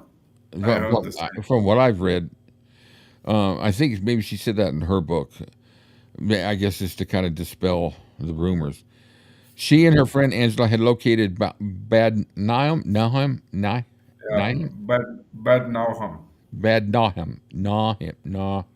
Okay. Nauheim. On Nauheim. On the map when she found out that she would be going to Germany, and when they saw how close it was to Wiesbaden, she told Angela she was going to meet Elvis over there. I'm a good friend of his, said Curry Grant. I keep wanting to say Cary Grant. Curry Grant. My wife and I go to his house quite often. How would you like to join us one evening? She's a friend of Ben Franklin. Hey, I heard Cary Grant had a good friend that he used to hang out with. Yeah. He used to be known as Rice. Curry Rice? Rice. Curry and Rice. Curry and Rice. Eventually, her father agreed to it. After meeting Curry and getting Curry's assurances that his daughter would be well chaperoned by both him and his wife, Captain Bouliol next contacted the airman's commanding officer, and only then did let her go, with the promise that she would be home by 11 o'clock. Now, I want to say something here, and I don't know what the times were like or what military fathers thought, but knowing what he probably knew of Elvis through the media and what he saw, and knew that it was, that he had all the girls he wanted, I don't care who he went with, would you send your 14-year-old daughter to go hang out with him? No. No. Here's the next chapter. Elvis and Priscilla. She wore her navy and white sailor dress with white socks and shoes. Brenda Lee's Sweet Nothings was on the record player when she entered the room, and Rex thought she was a vision of loveliness. Elvis was sitting in his easy chair with one leg thrown carelessly over the arm. He was wearing tan slacks and a red sweater and smoking one of his little cigars. Imagine, what a recollection of all that. I mean, who's telling this? Who's remembering exactly what he wore that day? Pretty clear memory, if you ask me. It was obvious that Elvis was immediately smitten, but the 14-year-old was nearly struck dumb in her tracks. Yeah, there you go, Tracy. A 14-year-old girl going to a house full of GIs? What's wrong with that picture? What could possibly go wrong? A bunch of GIs with a lot of testosterone bouncing around. As Curry, this is coming from Priscilla, because the way as Curry led me over to him, Elvis stood up and smiled. Well, he said, what have we here? Elvis, Curry said, this is Priscilla Beaulieu, the girl I told you about. We shook hands and he said, hi, I'm Elvis Presley. But then there was a silence between us until Elvis asked me to sit down beside him and Curry drifted off. So Elvis said, do you go to school? Yes. What are you, about a junior or senior in high school? I blushed and I said nothing, not willing to reveal that I was only in the 9th grade. Well, he persisted, 9th. Elvis looked confused. 9th what? Grade. 9th grade, he said, and started laughing. Why, you're just a baby. Hard no. Is that is that a hard no for what she's doing, or for the book? For the 11 o'clock going out to the house with a bunch of GIs. I can't wait to. I'm going to pull out Elvis and Me and get it ready to start going through and highlighting stuff.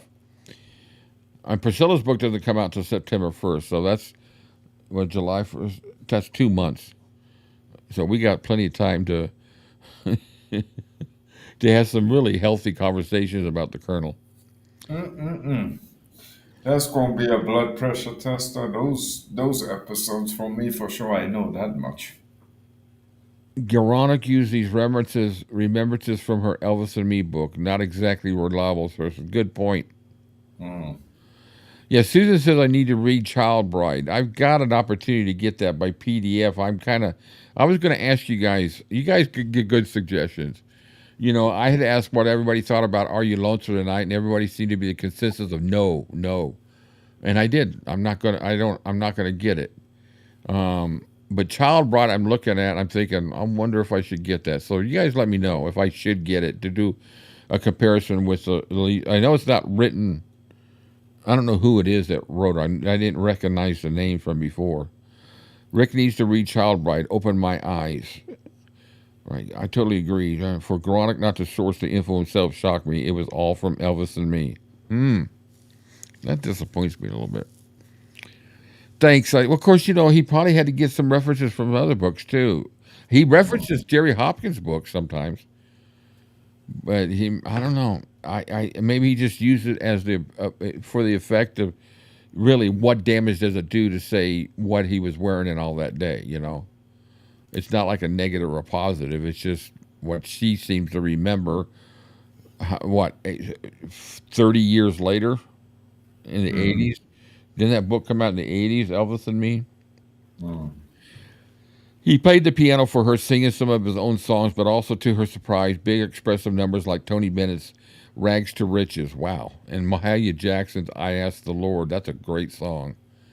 And with the others joining in, Earl Grant's Nat King Cole like Ballad Deanne. He took her into the kitchen where she met his grandmother, and he consumed the first... My eyes seem to read ahead a little bit. He consumed the first of 5 bacon sandwiches smothered with mustard. 5. That sounds good. He tried to think of things to say, but for some reason it didn't matter. He just seemed to want to pour out his feelings to her. And when Curry came into the room and said it was time to go, Elvis begged her to stay a little longer. When Curry explained that she couldn't, Elvis said maybe she could come by again, but Priscilla doubted that he would remember, and she didn't get home until 2 a.m.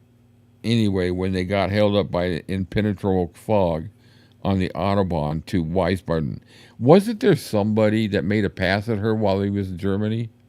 It might be in this book. It's just also Disney Princess Fairy Tale.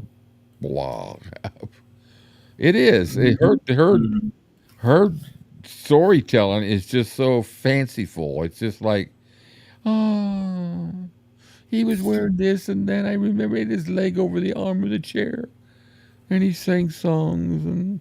My God, she's got a good memory. I can't even remember what I wore 2 weeks ago, let alone 60 odd years ago. You know, I tell you what, the only thing I can remember, there's 2 days of my life that I can remember what I was wearing on that day. My wedding. Yeah. And the day Elvis died. And the reason why I remember that is because I didn't change. I grabbed clothes and it didn't even change when I hopped on the bike to go to Graceland. And I was wearing button-down blue jeans. I was wearing snakeskin boots, and I had a white button-down shirt. And that was the dumbest thing to wear, because when you start sweating in a pair of jeans, and when I was driving an 80, 90 degree, well, it was a little bit cooler because it was at night, but I was sweating I felt like I was just driving in a furnace. And I was wearing a helmet, and I was hot, and my kept getting fogged up, and it was halfway. I got past Tupelo, and I'm just like, I should just turn around. I thought, well, I'm already fucking halfway there. I might as well go. And then that one almost ruined my marriage, which didn't make a difference. It got ruined anyways. Elvis wanted to see her again. Okay, we read that. It was clear from the start that she was the one. After playing the piano and singing to her, Elvis... Okay, this is what gets me. It was clear from the start that she was the one. Oh, really? So At she was 14 years old. Come on. Look, Rich. Snakeskin boots, bad to the bone. I used to only wear boots, cowboy boots. I loved them. I had snakeskins. I had elk. I had a cobra. They were cobra snakeskins, and the eye of it was on the tip. I loved those things. Oh. A dog ate them. Not Bailey, but a dog. It wasn't my dog. It was some girl I was hanging around with, and went over to her house for a party, and I took my boots off. She didn't like people coming in the house with shoes, so I took my boots off, set them aside, and I walked back out, and there was only one boot sitting there. Those back then, those boots were $300. Bye, doggy. Yeah, I hope he choked on it. He moved closer, backing me up against the wall. Yeah, look at Tracy's comment. I agree with that. I do too. I'm going to start at the beginning here because that just blows me. It didn't come Ding, ding, ding, that ding. just blows my mind. That was a bad phrase. I apologize. I did not mean to say what I just said. First of all, I plead innocent of all charges. Yeah, I do. Okay.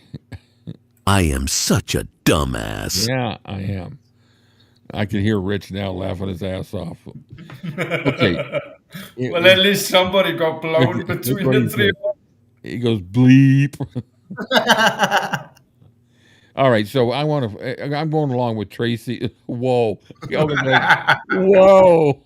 You actually stopped Olga in your tracks. Well done. Can I edit that out or should I leave it in? No, there's no edit on the live.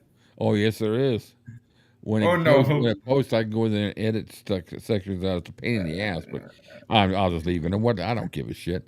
It was clear. Okay, so the narrative that Tracy said here, this is what I want to read this because this is her words. Supposedly this is from her book, right? I'm going to highlight this. Rich says leave it. Susan, in the movie Elvis and Me, Curry Grant supposedly tried to...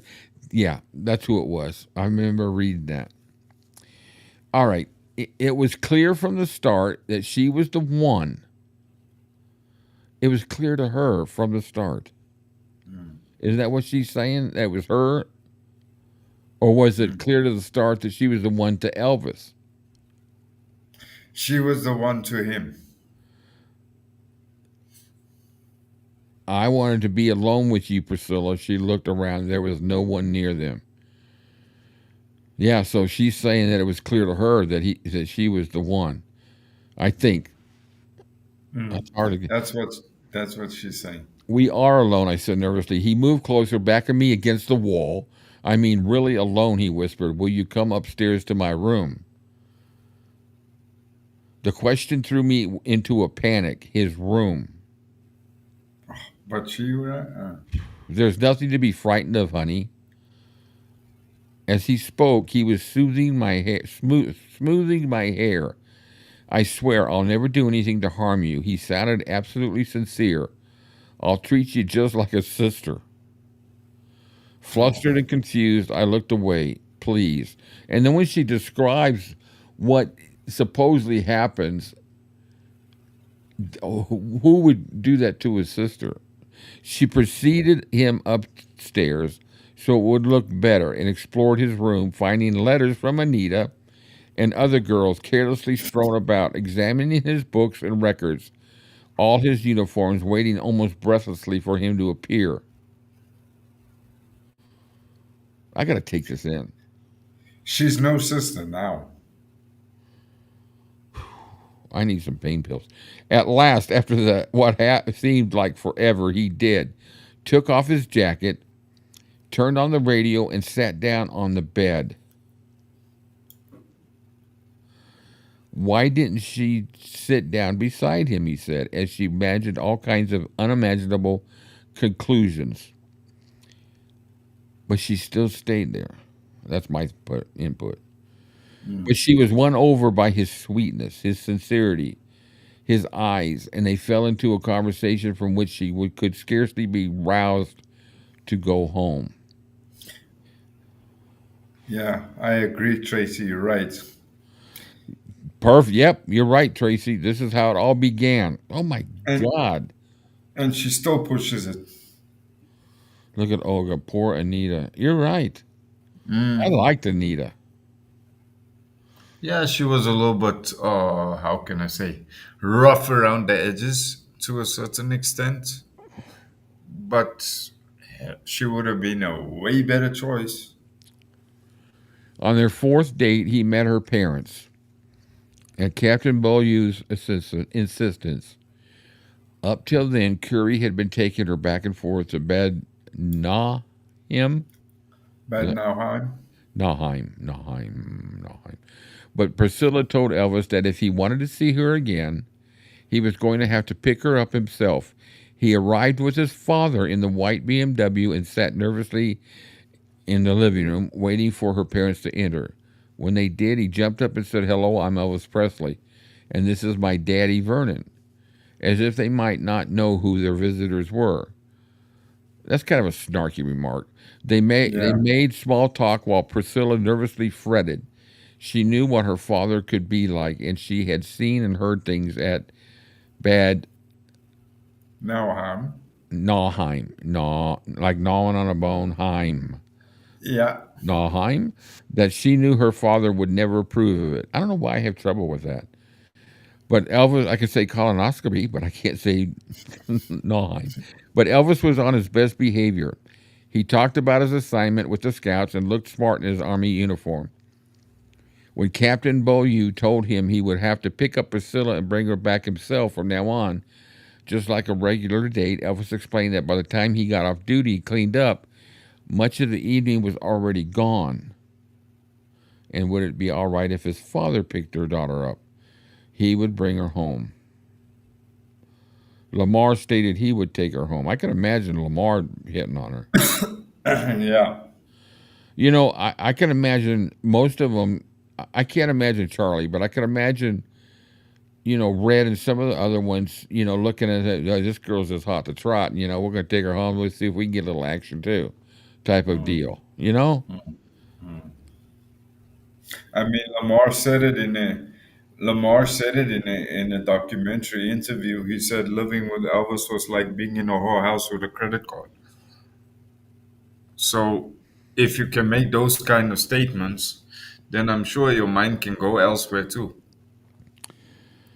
Yeah. Well, what was it exactly Elvis wanted with his daughter? After all, he had all these girls throwing themselves at him. Why Priscilla? Elvis seemed to really squirm at that one. Priscilla felt even more sorry for him for a moment. Bullshit. Being subjected to this kind of inquisition, and Vernon, too, shifted uncomfortably in his seat. It's not a stupid question. I don't believe that description there, that he, you would have the expectation that a man would be asking the guy that wants to be dating his daughter, who's 14 years old. He's a 21, 22, what was he at that time? 24-year-old rock star with hundreds of women. I would be asking the guy, what, my daughter, why? And I can't see. I mean, maybe it made him a little uncomfortable. I can imagine that, but how do you answer that? Well, the other women don't mean nothing to me. Well, sir, I happen to be very fond of her. In that forthright manner of his that could make you believe just about anything he said. Priscilla was very mature for her age. I don't believe that. He stated, and it got kind of lonely for him, being stationed so far away from home. I guess you might say, I need someone to talk to. He had that Stefanik girl to talk to. He was, he had some other girls too. Yeah, why would he? I mean, his secretary was what, in her 20s? Yeah. She was 23, 24, same age as he was. So, I mean, and she'd spent a couple of nights with him talking and listening to music after she'd been next door with Lamar. So, why all of a sudden is he now interested in her? Yeah, Lily, I agree with you. I think he looking back at it, I'm sure it was an uncomfortable thing, and he was very humble and all that. He was so polite and everything. Always will be. Banjo Paul in the house. Banjo Paul.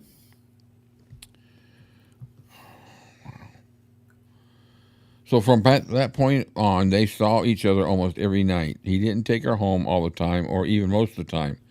And Vernon didn't always pick her up. It was Lamar. Somebody said that earlier.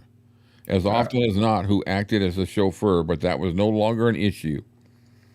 Her parents had been mollified, convinced for the time being anyway that he was really a nice, well-mannered young man. And he was. Yeah, C-Cat got a good point here. She brought something out that I forgot about. She's like, in many other interviews I heard Priscilla talking about, she often used to spin the other side of the narrative. Oh, but I was so young and naive. I didn't know back then. But now all of a sudden she's mature.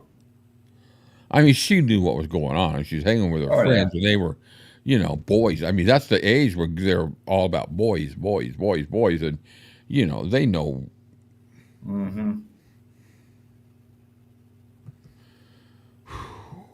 Every night they ended up in the bedroom. Every night they ended up in each other's arms. He proved true his promise. He didn't harm her. He wouldn't harm her even if she begged him to. She was too young, he told her. He wanted her to remain pure. And that I've always heard about Elvis.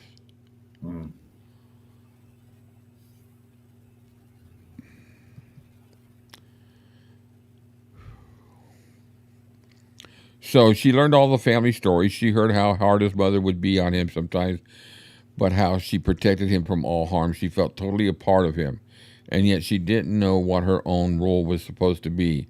She knew he had other girls, much as he might deny it. When she told him that she loved him, he put his fingers to her lips and said he didn't understand what he was feeling himself. Daddy keeps reminding me of your age and that it can't be possible. He stumbled on, when I go home, only time will tell. What time? Wait, when was this? When did he actually? 59. How far into 59? Because he came home in March of 60. Yeah, he said when he came back in March, he said he started seeing Priscilla the last 6 months he was in Germany. Okay.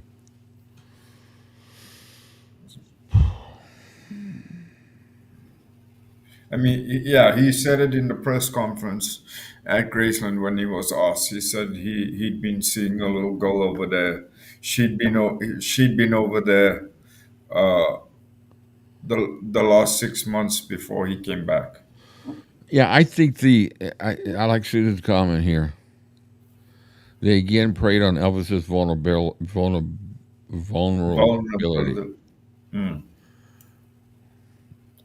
It was worse when they were around the others. Earlier in the evening, before Priscilla preceded him upstairs, they were constantly surrounded, and he could be so different when other people were around, hiding the little boy that had been revealed to her, brutally brushing aside their secret life. I could never. I can't put myself in Elvis's shoes and know how he grew up. I do understand the relationship he had with his mother as far as how they talked, and they talked baby talk a lot between them too. And he used to do that, I guess, with some girlfriends. But I can't imagine sitting there thinking I'm going to have a really in-depth conversation with a 14-year-old girl. No. I agree with Susan. Yeah, I mean that we read in Child Bride. On the trips over there, Cary Grant used to quiz Priscilla on Elvis's likes and dislikes and how he was feeling. Because when she started going to visit Elvis, she didn't know. She almost knew jack shit about him. It was Cary Grant that was like giving her the breakdown. He would like test her in the car over there because it was something like a 30-mile ride from where she was to where he was. So there was like over an hour of travel time back and forth. And he used to feed Priscilla information about Elvis's likes and dislikes, and then obviously he used to relay information back to Elvis if Priscilla had let anything slip or whatever the case may be. So he was like in the hot seat kind of thing. He was completely and utterly the driver of the whole thing, because if he didn't want Priscilla to know anything, he just didn't tell her, and vice versa, because he had his own ulterior motive to begin with, which was later confirmed. Wow. So yeah, it's quite the wormhole. Pardon the pun. I really felt like I got to know who Elvis Presley was during that time, not with ego. I don't think Elvis ever had an ego, period. No. She soaked it all in, no more surprised by his conviction on this subject than by his almost evangelical espousal of the benefits of... Am I reading that word right? The benefits of yogurt? Okay, let me start this over again. Did I miss something in between? All of a sudden, we're into yogurt. Fuck. She soaked it all in. Let me go up to the previous about his yogurt. But he had utter faith in the Colonel. He showed her letters Colonel had written him, letters detailing their plan, showing how he was keeping. There is the bait. That's the stuff that they're seeing and looking like. I think that's the point where they started seeing dollar signs in their eyes, if this really happened. He talked how I'd meet the Colonel one day, how Colonel was working on a film project for him as soon as he got back. She soaked it all in, no more surprised by his conviction on the subject than by his almost, okay, I get it, which he had only recently discovered and ate by the gallon. And by the end of the evening, they would listen to Good Night, My Love, the sign-off number on the Armed Forces radio station every night. And then Lamar, who I detested, of all of them, he's the one I detested the most. And then Lamar would drive her home. I think he was a huge snake in the grass. And I don't understand how that relationship began with Elvis and him. Where did they meet? He knew Elvis before he went to the Army, didn't he? Yeah. For the first few days after their arrival, she didn't do. This is back to the beginning of what I. Da-da-da! Welcome to Renee. Welcome to Renee. Oh wow! Hey, listen, Renee. Welcome aboard. Better late than never, buddy. Yeah, let's get up here so we can see it. Oh, we've had a great time. Talked about you. A few things. Is Olga still in the house? Oh, look it. Happy birthday, Cam. Thank you, Renee. I appreciate it, brother. Thank you so much. I'm going to not touch the subject. I don't want everybody else deal with that. I don't want to be the bad person or the good or whatever. But hey, Renee, I don't know if you've had a chance to watch the Inside the Studio, but we got a lot of good comments from that. It was really good. Hi, Renee. Your ears must have been burning. Yeah. Here we go. And that's a good burn. That's a good burn, Renee. This is for some people in the chat. They know who they are.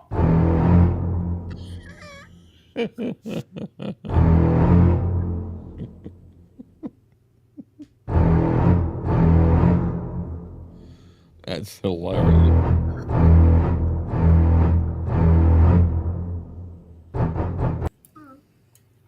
Great, was fun. Olga, oh man, Elvis for the record. Hey, Renee.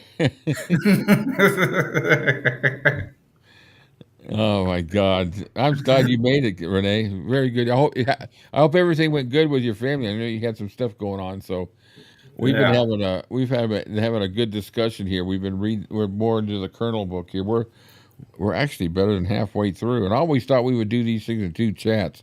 Holy shit, man! Yeah, and just so you know, we were saying earlier, Renee, next time if you want to come on inside the studio again with us, I promise Rick and I will shut up long enough to give you a chance to talk. Yeah, we're gonna put tape on our mouth. We're gonna give Renee a mute button to mute us when he needs to. Look at Renee's comments. He knows something's cooking. What the hell is going on? He's laughing. You got to. Oh I'll man. just say this: you've got an admirer. That's all I'm going Yeah. to say. You have an admirer. It's good, but you have an admirer. But I'm leaving it at that because I don't want. I've already said enough. I said more than what I said a few minutes ago. I was going to say. I can't keep my mouth shut for anything. Yeah, no. I don't have any tape here. Lamar, the secret Kate girl, Tracy. Yeah. Renee. Oh no. Oh. First of all, I plead innocent of all charges. Yeah.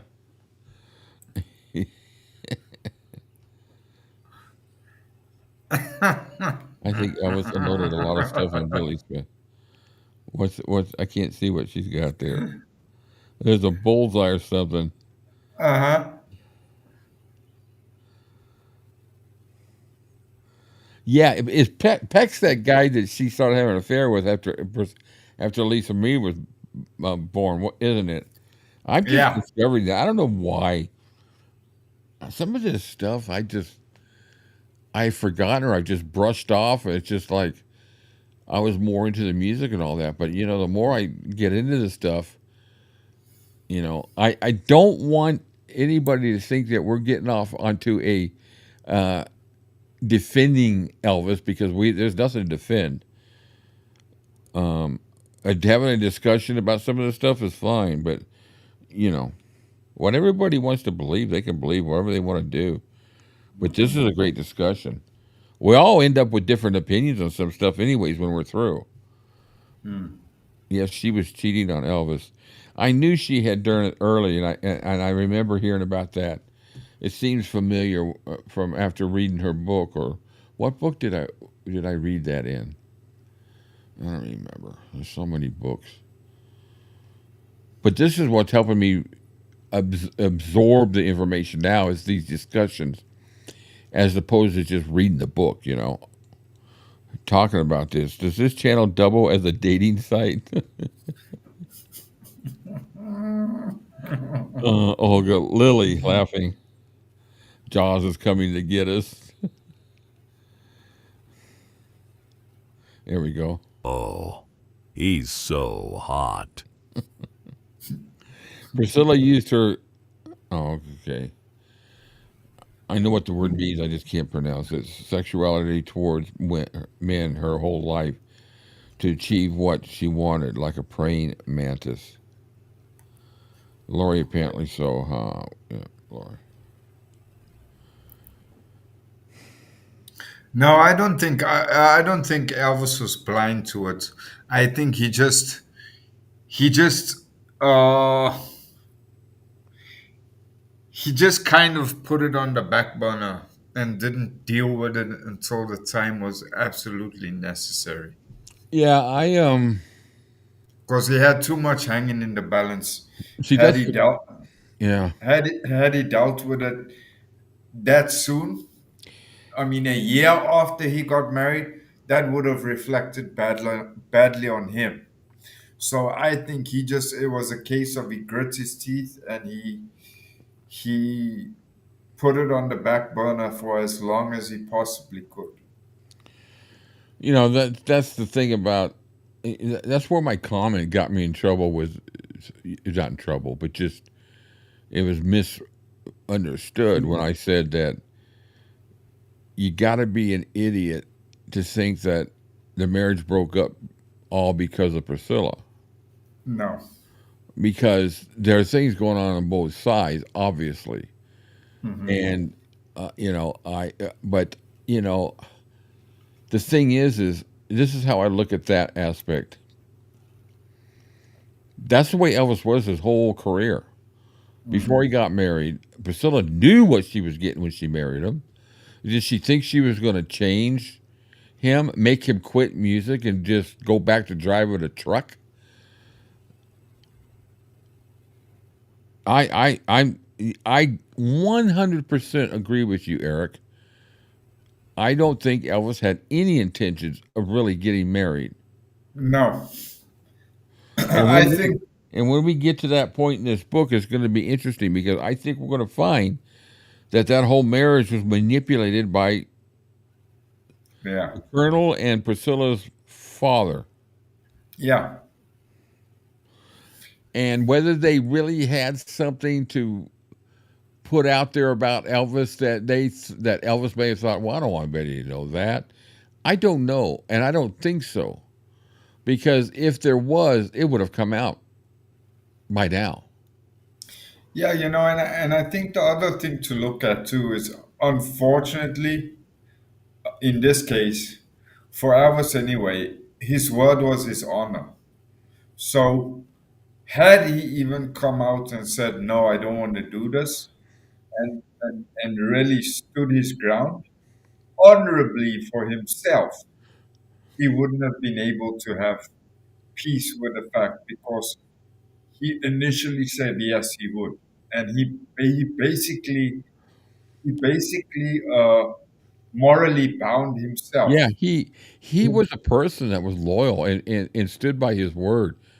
I'll be honest with you, and I don't know the insides of his dealings through life, but I just saw him as somebody that if he said, "Yeah, I'll do that," he's going to do it.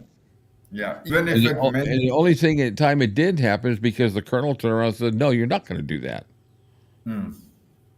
Yeah. And then the Colonel would go to his room and fantasize about him. Based upon our discussion earlier on this book.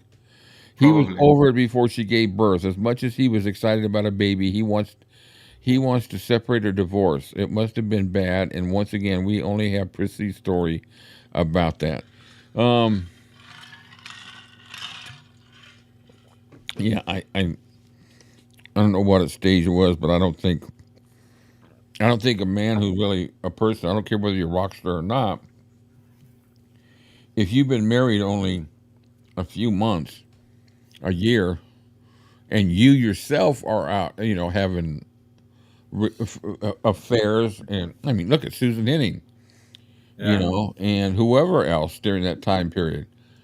He didn't want marriage, because anybody who's dedicated at being married, I don't think would do that. I mean, I don't really know how to describe it, Yeah, no, I'm with you. We're imperfect, and there's times when things happen, but that was Elvis's life, and I don't discredit him for anything, because that was part of his life. Yeah, that was Elvis. I mean, when you think of Elvis as far as the rock star part, not him as a person, but the rock star. What's the tag name? And I hate to use this tag because I don't think it all applies to Elvis, but sex, drugs, and rock and roll. That was rock and roll, and that was the common phrase, And unfortunately, well, we know that the drugs were prescription drugs, but I'm lost. These 2 days have been really, I don't want to say depressing, enlightening. It's not depressing. It's actually been exhilarating, the whole conversation, because it's really got me thinking about other things and getting excited about Peter's book. And I'm actually excited about getting Priscilla's book, because I want to be able to have a discussion to say that what I've been thinking about her is actually true. She was a snake in the grass. It was all manipulation, and they did everything they could to get in there. And, now she still to this day does everything she can to milk fucking money from him. Yeah. After she took. And the ultimate is to want to be buried at his home where you haven't been married to him since, for 4 years. Yeah, that's like her final nail in the coffin to go, ha ha, told you I'd get the lost love. I don't know why Riley gave the okay for it, but it is her grandmother, and maybe it was just that, crying on his shoulder, and he was really my soulmate, and all that other shit, But But I hope did it's true. I hope it's true that the zoning won't allow her to be buried there at the meditation garden. but did Riley say that for sure, or is it just speculation? Well, in the lawsuit and everything, they settled it. They settled that, and that was one of the things she agreed to. Somebody correct me if I'm wrong, but in that lawsuit that she filed, in order to get that and whatever else she tried to get, she didn't get. That was one of the things that she wanted to be buried there in Graceland, and in order to settle the lawsuit and all that, Priscilla made concessions and Riley made concessions. That's what I remember.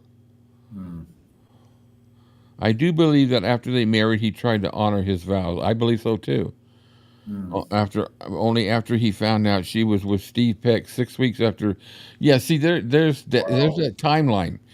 So that would put it in March when she started that affair of 1968. And so Elvis hadn't really been doing anything during that time. He was filming movies. What was 68? That was 68 was Trouble with Girls, or was it Live a Little, Love a Little? Both. Yeah. So you got but Charles and the other ones were 69. So 68, he's finished the movies. To that point, he's still got a couple more to do, but she starts the affair, and now, does he find out? What time frame did it find out? I would say he found out before he started doing the taping for the 68 special. Yeah. Because you see the pictures of him walking out of his Hollywood home with Susan Henning.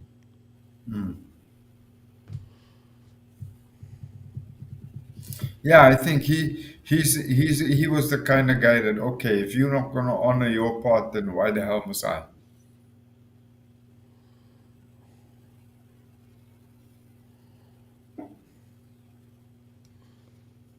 Yeah, it kind of makes you wonder. All this stuff that I read, with the Colonel and with Priscilla, and then the things that they say about Elvis, and the stuff I read, with Sally Hodell's book, which I think is an excellent book. And I talked with somebody today about, it was brought up that, it's unfortunate. It was talking about the movie we watched last night, and the comments they were making about Elvis's, what's his name, Larry Geller was making about his constipation and all that, and she said, it's unfortunate that they didn't understand then what his health issues were, and it wasn't until Sally Hodell put her book out that we really got a full understanding of what he went through health-wise. And so I threw out that I came up with the idea that I think it would be good, because I've got, I did the interview with Sally, so I think it would be I think she would give me the okay for me to be able to review her book like we're doing this, and it would probably be after the first of the year, because we got a lot of shit to get to, and I want to finish with all this and then take a break for a week, and then I want to review her book, and that's going to be a book that's a little bit.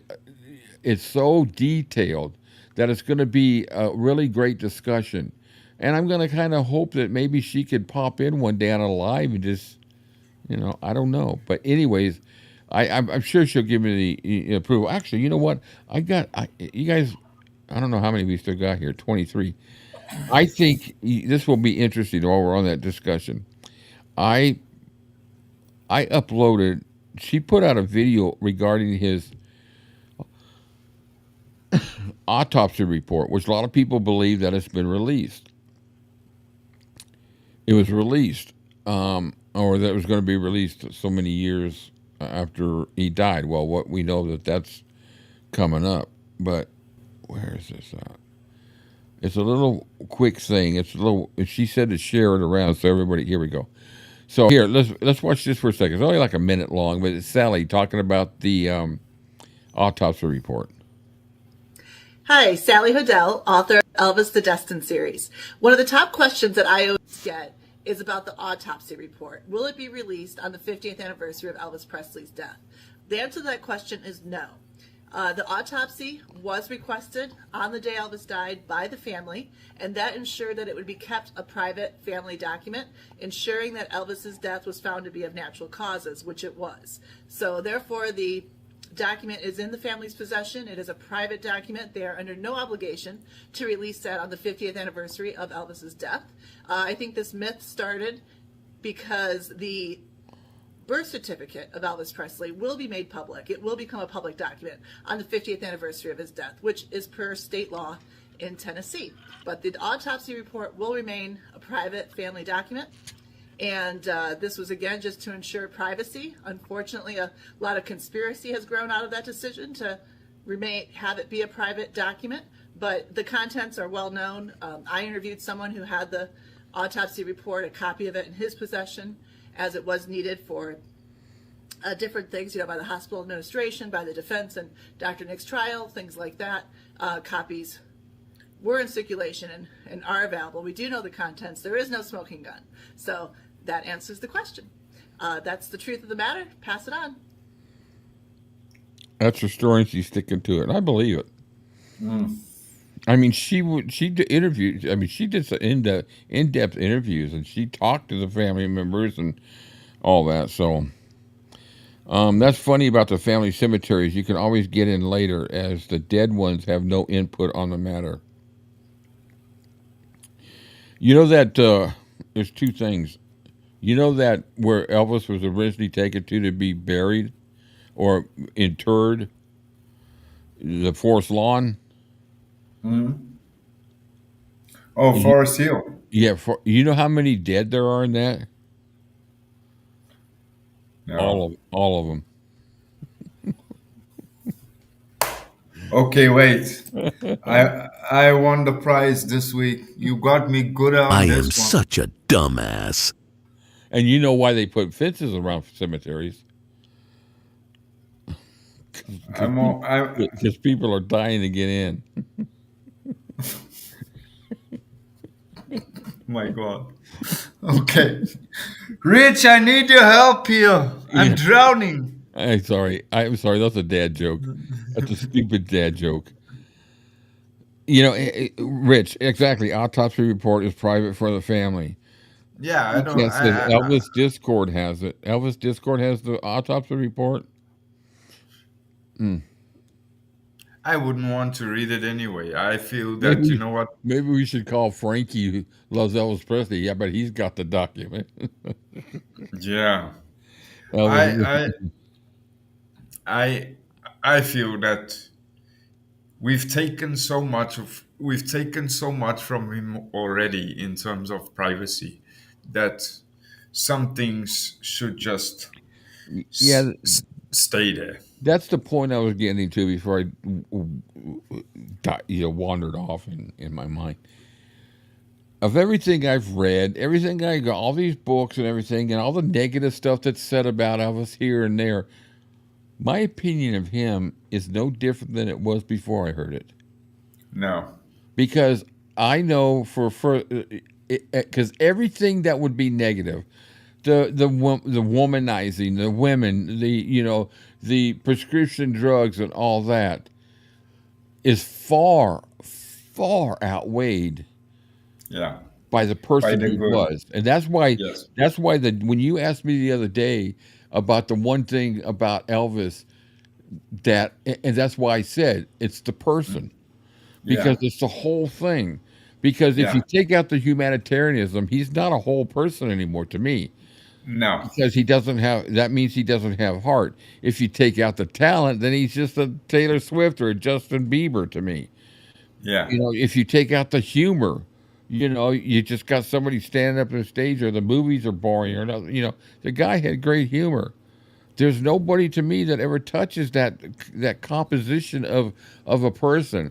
So though my mind changes on Colonel and Priscilla, the more I read about them, it's, I know it's negative stuff, and it's great to have this discussion. I love having everybody's opinion. Am I going to sit here and say, if somebody's got a book out, am I going to say you need to get rid of that book? That's fucking bullshit. Or if somebody's got a video they put out that's negative about Elvis or talks bad about him, all I got to do is just click the video off. I don't have to watch it. It's like Danny Smith said, we're going to be dead and gone 100 years from now. Guess what's still going to be out there? Yeah. Books and the videos. Yeah. So why? I'm not going to waste my time in telling people you need to not say this. You need to not talk about this. You need to not do that. You're not accomplishing a freaking thing but looking like an asshole. So, but when we're talking this way, I enjoy it because I love hearing everybody's opinions. You guys change my mind a lot.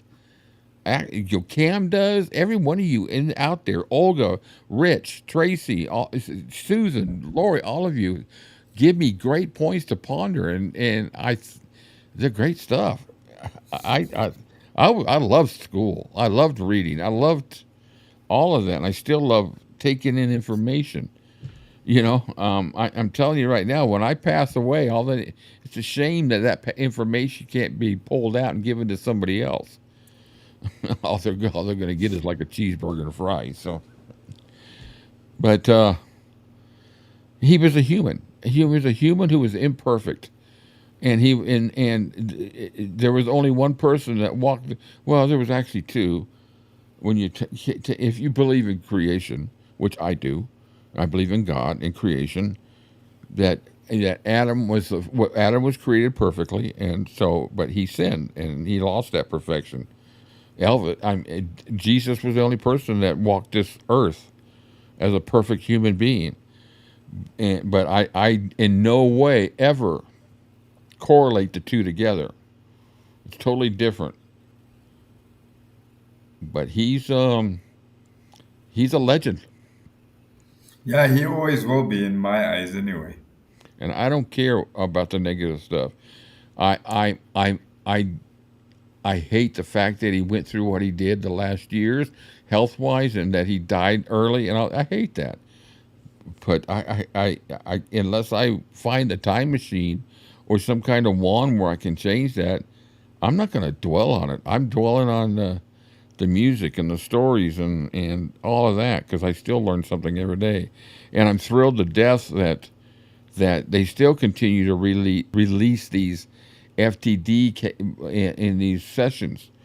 I found out today that the new Sunset box set that's selling for $80 is actually going to be on my streaming service for Amazon for free. I pay for the streaming service, so it's there. But if I want to buy the actual MP3s, I can get the whole box set, not the physical, but I can get the whole box set of the digital for only $49. That's $30 less. And that's all I want anyways. The box set does me no good. They sit on the shelf and that's it. I want the MP3. So I'm going to get those, because you and I are going to do some comparisons for the remixed ones. We're going to compare how they mix them now, and like we did with the other stuff. Well, okay. I was just going to say, you want me to sit through a whole remix of Fart and Jarvis material?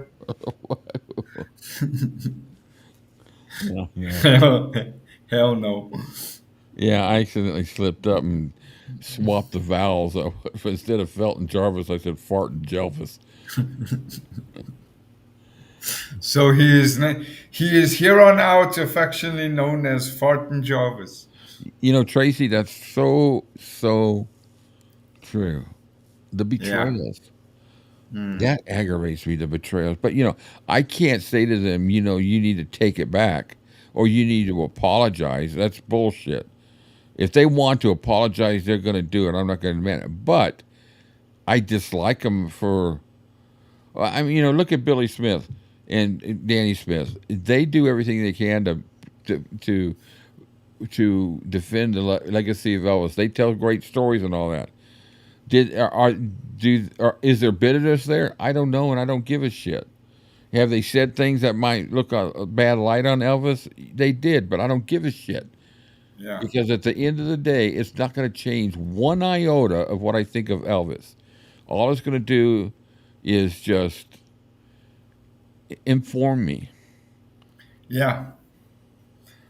And right now, the only two characters in this that I think were the worst, the betrayals, read and all of them, they wrote their books and all that, and they betrayed him.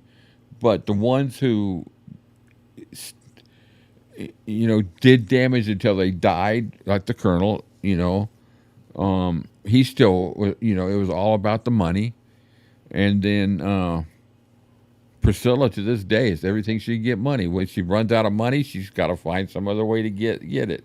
She just cries Elvis, and there you go. And that's why she doesn't have anything to do with EPE anymore. No, not anymore. No. And that's why that video I showed earlier, I think it's a fake bullshit that Roddy went in there and changed the all they got to do is just tell security she's not allowed there.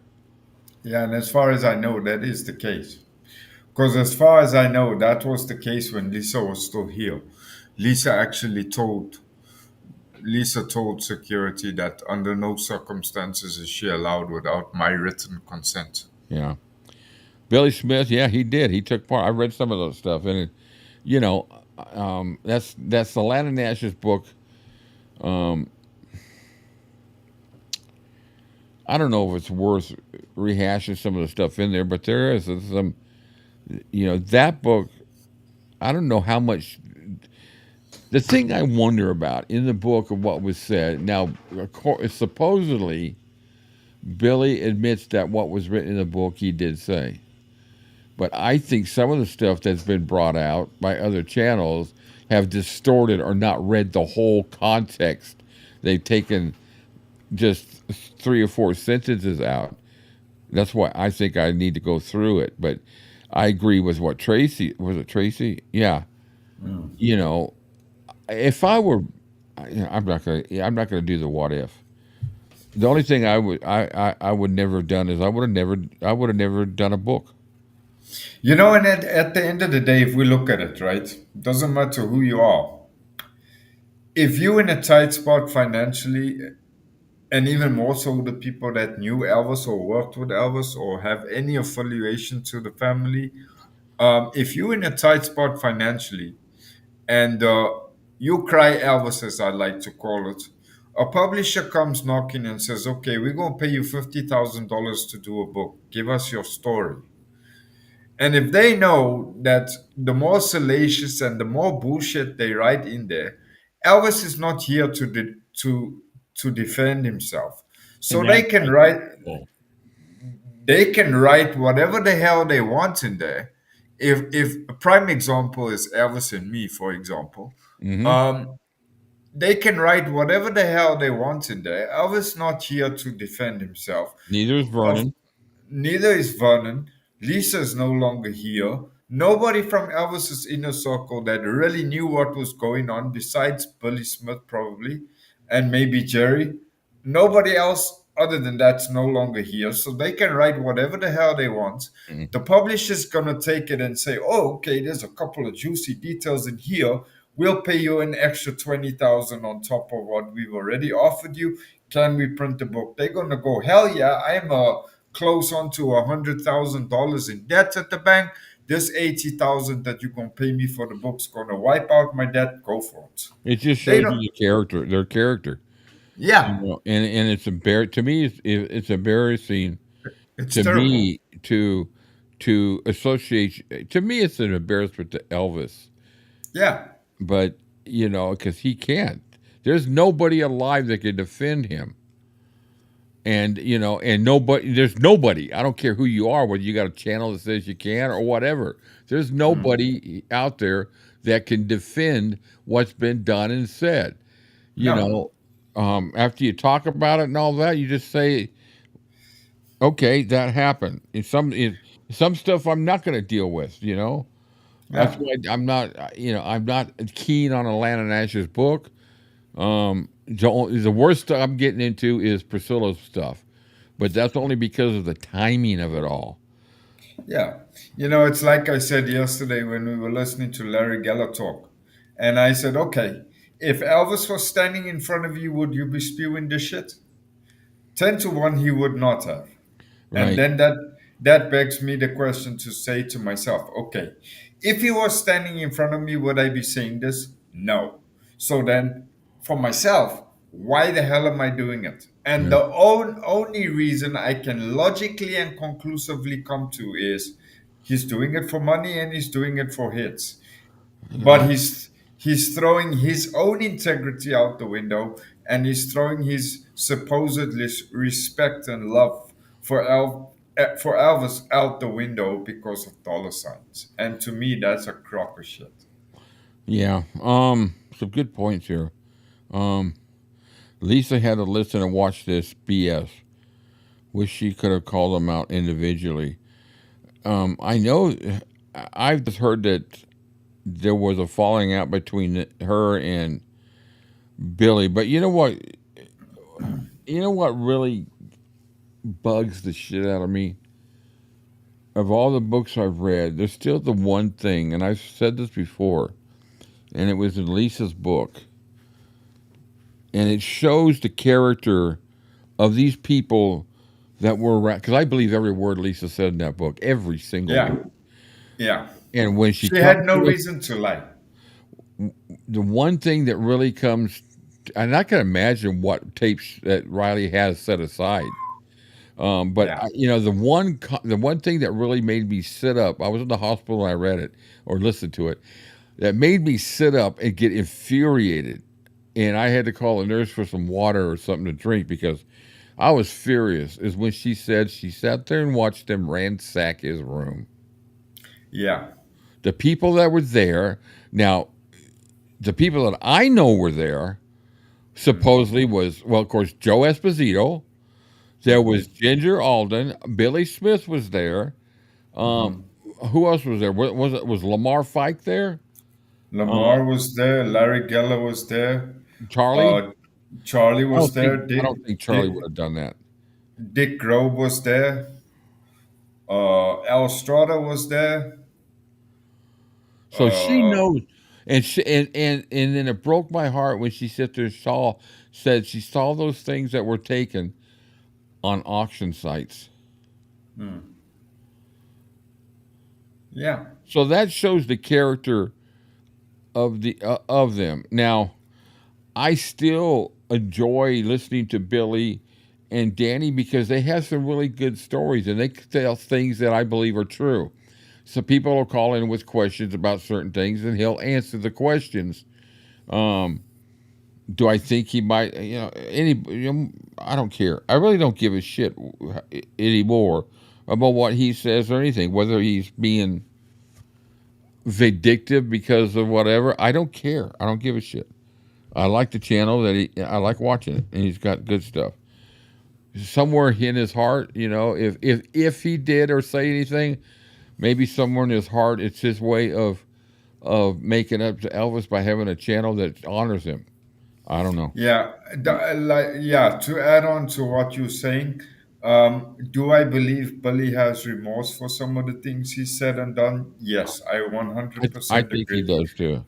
And I think that might be one of the contributing factors in why he decided to have a channel to begin with, because I think he in some way feels that he's making right.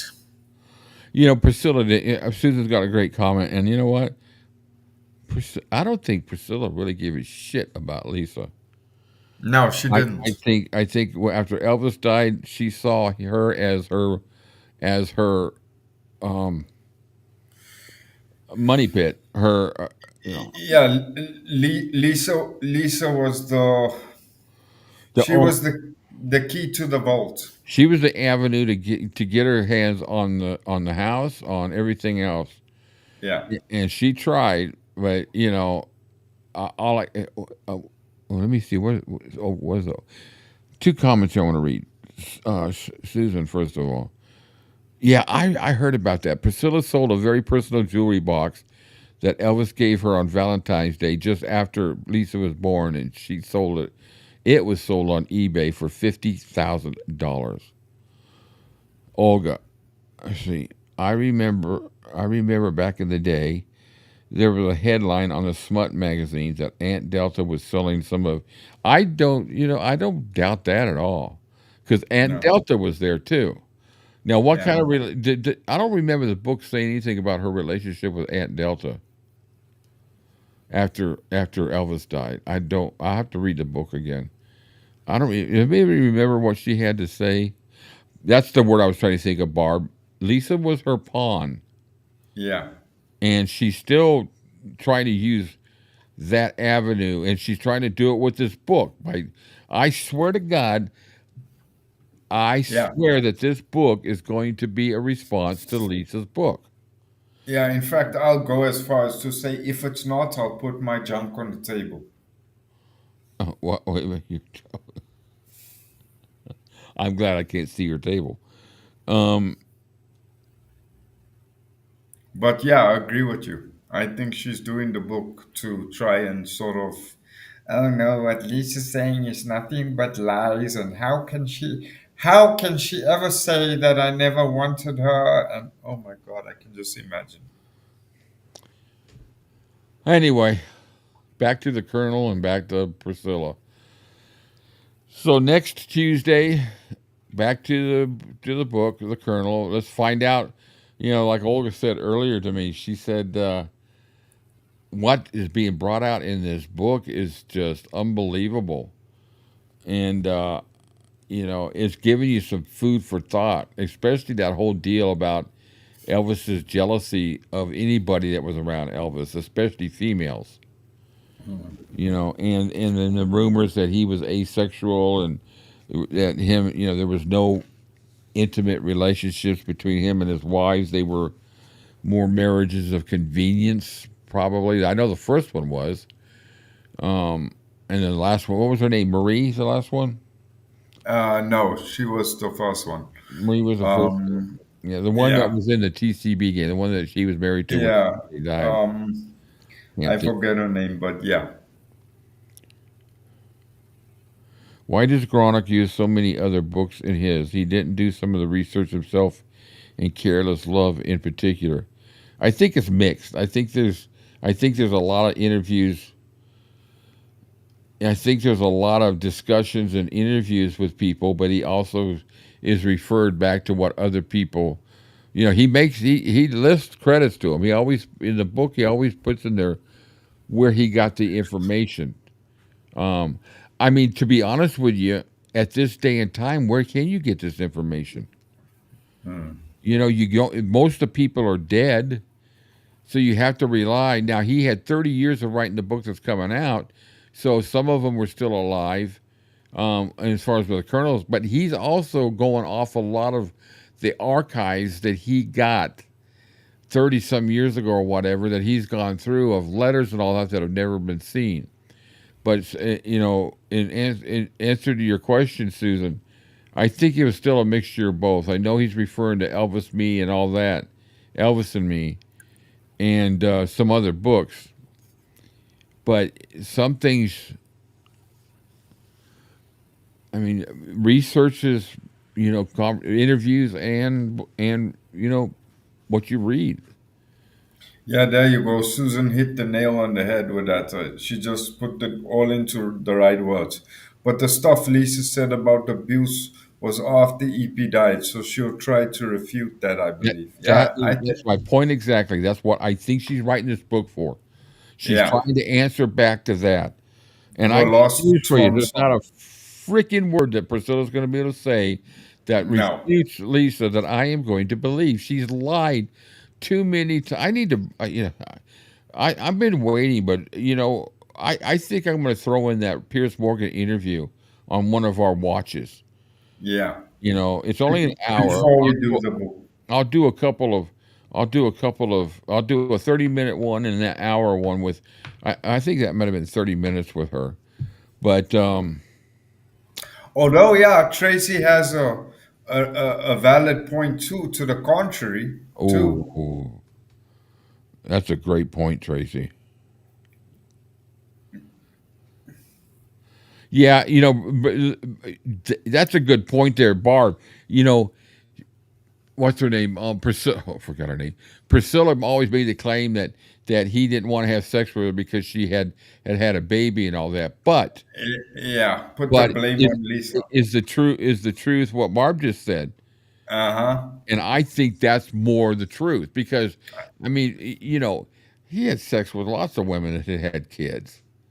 I mean, if that was such a negative thing to him, I mean, he would have been lining up virgins, and that's it. And I don't think, I'm just going to say something here, and this is kind of a personal, but it's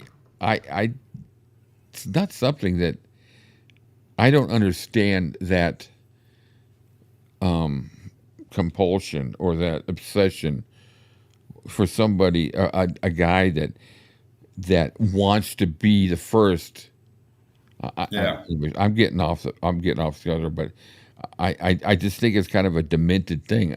I understand if you're getting married and you both are virgins and all. That's the specialty. That's the closeness and special about a marriage like that. It doesn't happen that often anymore, but that's just I mean, I'll be straight up and honest. Well, never mind. I'm not going to go there. But oh my God, Tracy went there for you. Don't worry. What'd she say? I don't know. I was a virgin back then. Oh my God, Tracy. Yeah, I know that there's a lot of women that would have. Pierce. I'm trying to see how long that interview is I've got. Okay, Pierce. I think it's like 40 minutes or something like that. It is. Priscilla, first of all, it's almost an hour. Oh. But that's probably got the commercials in it, so Priscilla. I'll edit all those out. So it'll probably be about, like you said, 40 minutes. I think I should play that here sooner than later since we're getting into Priscilla. So what do you guys think if I threw that in the next week or so? That interview. And see if I think so. I don't know, maybe we can get our blood pressure up. I think we tried to make it work after the birth. It was Priscilla who started that story. Susan, me too. The Colonel would probably say me too. Yeah. This is me trying to live up to my reputation of being a nice guy, folks. This is it. Oh, yeah, right. Idiot. All right. Wow, what are we at? We're at 3 hours. Good Lord. I know I keep saying it, but I love doing this. I love hanging around you guys. This is just, it's too bad we can't have a campfire in between us and be roasting marshmallows as we have this conversation. Yeah. But this all works. The humor, this was a good show, guys. I appreciate everybody chiming in because especially I wanted this to be a special one for Cam, and I think it turned out pretty good. We got a lot of phone calls. Yeah, it worked out good. Our brother from another mother joined us today too. Oh, Rich. So that was cool. And who else? We had Dylan call in. We had a lot of people. Right, Rick, with your guitar too. Yeah, that would be cool.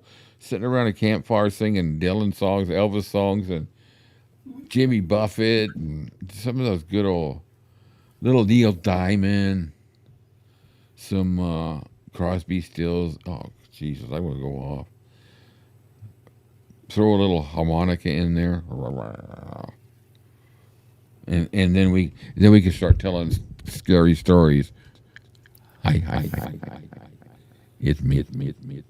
Hello, Sydney. Hello, Sydney. Need to do a karaoke live stream. Yeah, that would be fun. I had my ukulele hooked up. That would be kind of cool to do songs with the ukulele. Maybe the next couple of weeks we'll set up. We'll just do a little jams, little session, 4 or 5 songs. I need to start playing it more. After I listened back, I could tell that I need to sing a little bit more to get my voice strong again. But that was fun. I forget what song I did, but that was fun. What song did I do? I don't even remember what song I played that night. It was. No, I can't either. I Just Can't Help Believing. Yeah, I think so. Well, so Tuesday night, keep an eye out. Join us on Discord, guys. We'll set up some watches. We'll set up some video watches of things I can't play here now on YouTube, and any requests out there, I could probably get it. I got Elvis by the Presleys. I got, what was the one, the double, the Searcher. I've got the Searcher, the double, the full. Oh, yeah. With the added stuff. I've got that, and that won't play on YouTube. I've got all that stuff. The Elvis theme movie with 𝐉𝐞𝐈 that supposedly is the Elvis. It's a really cool, cute movie. That story that we talked about the other day about the lady. You guys remember the name? The true story. Oh, Touched by Love. Heart. Yeah, that's a great movie. I've got that. I mean, I got them all. I can get them all. I've saved them over the years. I've borrowed people's DVDs and burned them and copied them, or I downloaded them or shared. I do a lot of sharing of files. I've had fun at Cam's party. Olga, Rick, and Cam unplugged with Rick playing guitar and Cam singing. Yeah, we're working on it to see if we can do away with the delay. The latency, yeah. Yeah, we have a latency. Need Brent. He's a great bartender. Yeah. Olga, yeah, thanks. This is a great channel. The open forum and conversations really make it. I'm glad you say that, because that's what we wanted to do. Then we throw in some fun shit, But let me get back in here. Main layers. I want to. Okay, so I'll put the invite. This is to join us on Discord. Right now, I got about 8 people on there now. I want to keep it going because I'm going to do a test run of a video next week.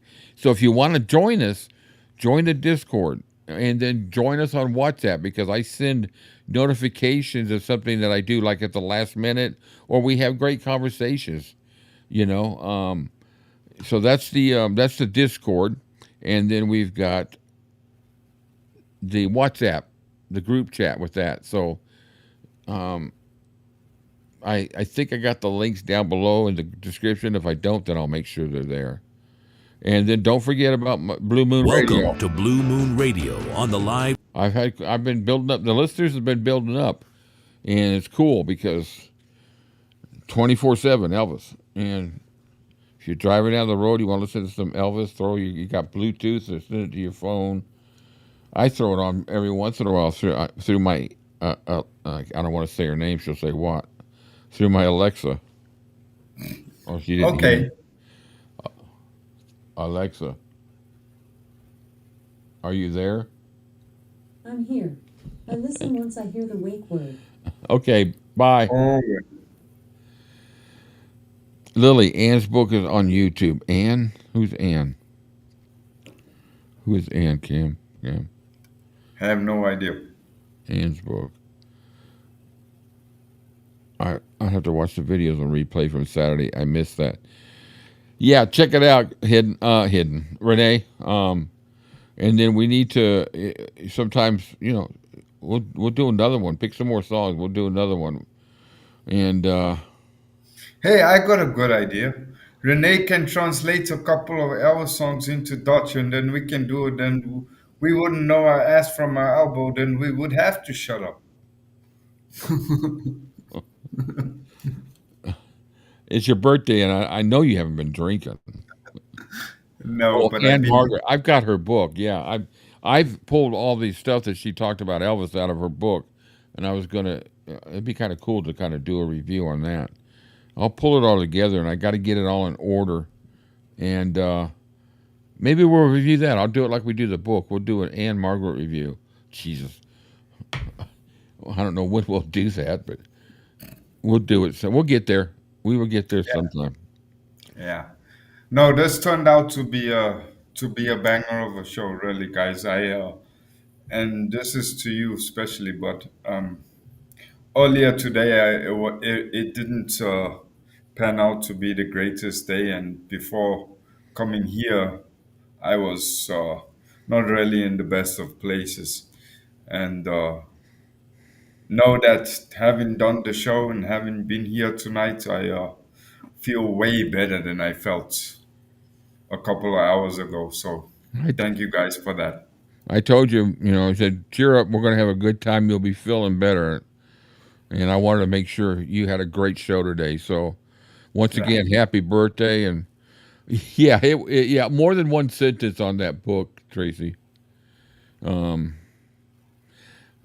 See, I think I have to watch this show and replay. Yeah, if you got 3 hours long, put it on fast forward. Yeah, a lot of good shit. We had fun. We had well, I played for Renee your song that you sang the other day. Oh yeah, he liked it. We played that today. Had some other videos. Played the highlights. I love that highlights video. I'm gonna keep that. Yeah, that was cool. And the Anne Margaret's book is really very respectful of Elvis, as we know. Anne Margaret's never said a negative word, but it talks about how she met him and all that. And I had to bring it in here. I think it's around 20 pages out of her book at different sections in the book. So I'll piece it all together and we'll do a highlight. It'd be kind of cool just to do it one day. Oh my goodness. Olga's at a loss for words all of a sudden. What did she say? Oh. Amazing, Cam. You have a nice voice. Yeah, he does. Thank you, Renee. That it blended perfectly with that song. Glad you feel better, Cam. Olga. Yeah, most definitely. I listened to Nash's book on Parker. 14 hours, a lot of detail. I have 3 of her books on not on audio. I have them on Kindle. I use Kindle most anymore but I do have the Memphis Mafia one hard copy, and I have it also on Kindle. Maybe I'll read it one day. I'll just go through it, get the audio book, and then listen to it. I don't know. Anyway. Yeah, no, you're most welcome, Bob. I had just as much fun, if not more, today than normal. Yeah, thanks, Barb. I'm glad everybody had fun. I mean, that's what it's about. And, I don't expect everybody to, stay the whole show if they got things going. But I've been watching the count here, and I absolutely love the fact that we've maintained the same amount. It's gone up a little bit, gone down a little bit. And that just tells you that we're having a good flow. You know what? We're live, and I'm going to find out right now. I'm going to let y'all know how many people actually came through while we were watching. Because if you come in and you start watching it, then you leave and you come back within, I think it's 2 hours, that's still only counted as one view. Yeah. And that's what I understand it as being. So that's still showing live. We've had. Wow, Cam. So we're right now at 21. We got up to 29 at one time, and we dropped down to 18 for a little bit. So we've been averaging about 20 or 21. And I'm happy with that because the conversation is great and everybody's getting involved. But during this show, in the 3 hours, we've had a total of 150 people come through. Wow. 150 different people. Wow. And I wonder if Frankie stopped by.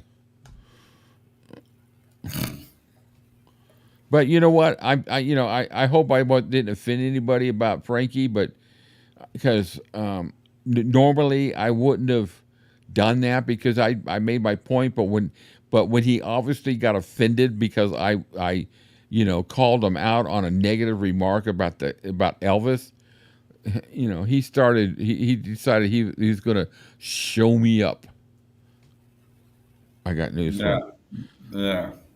Um, No, I appreciate your comments, guys, and you're right. It's today it just made me realize that that old saying that we always got taught as children, that blood is thicker than water and blood makes us family.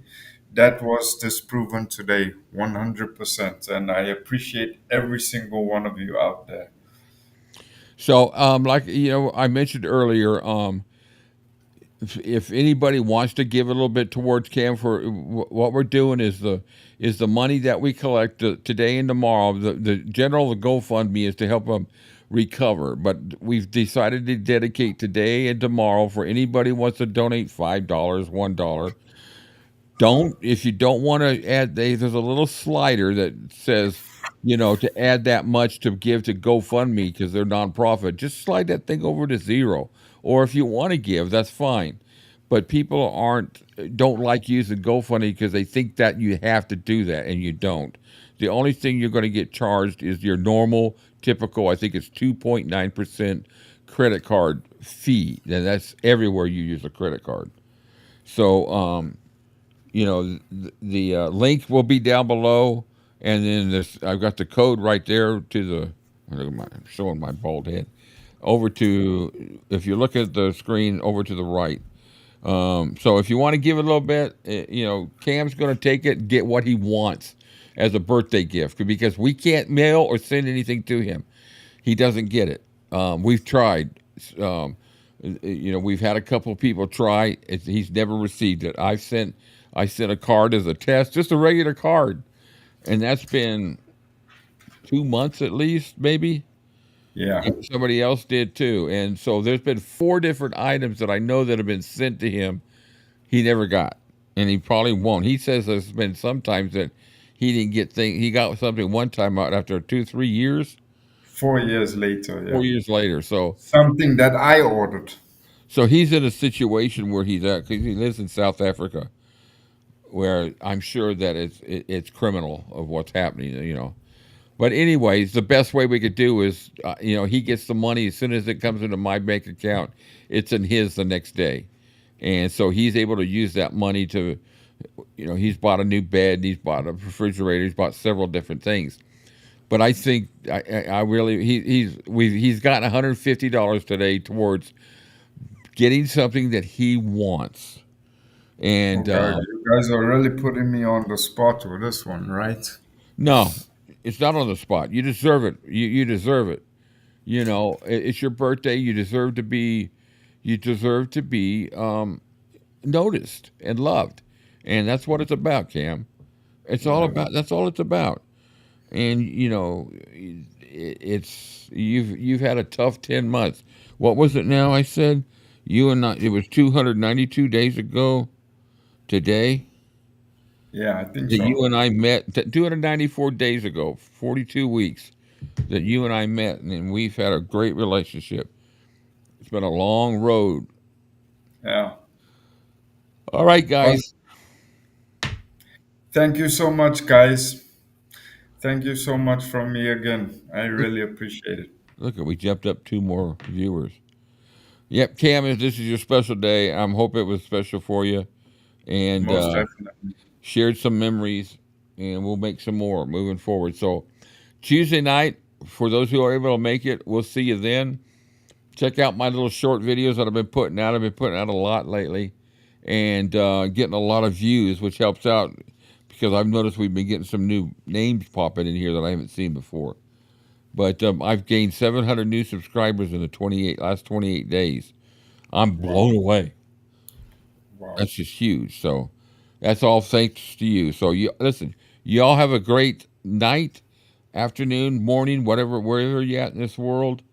And then a great week. And hopefully we'll see a lot of you on Tuesday midnight for our watch party. Between now and then, we will be recovering from a busy week. But I love the weekend. So anything else, Cam?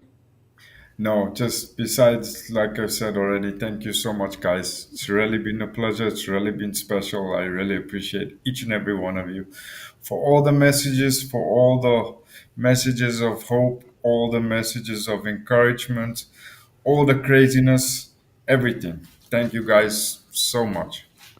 All right, TCB to all. We love you all, and see you really soon. Bye bye bye bye bye. Wait. Bye bye bye bye bye bye bye bye bye bye. Bye, guys. That sounded stupid. Thank you, guys.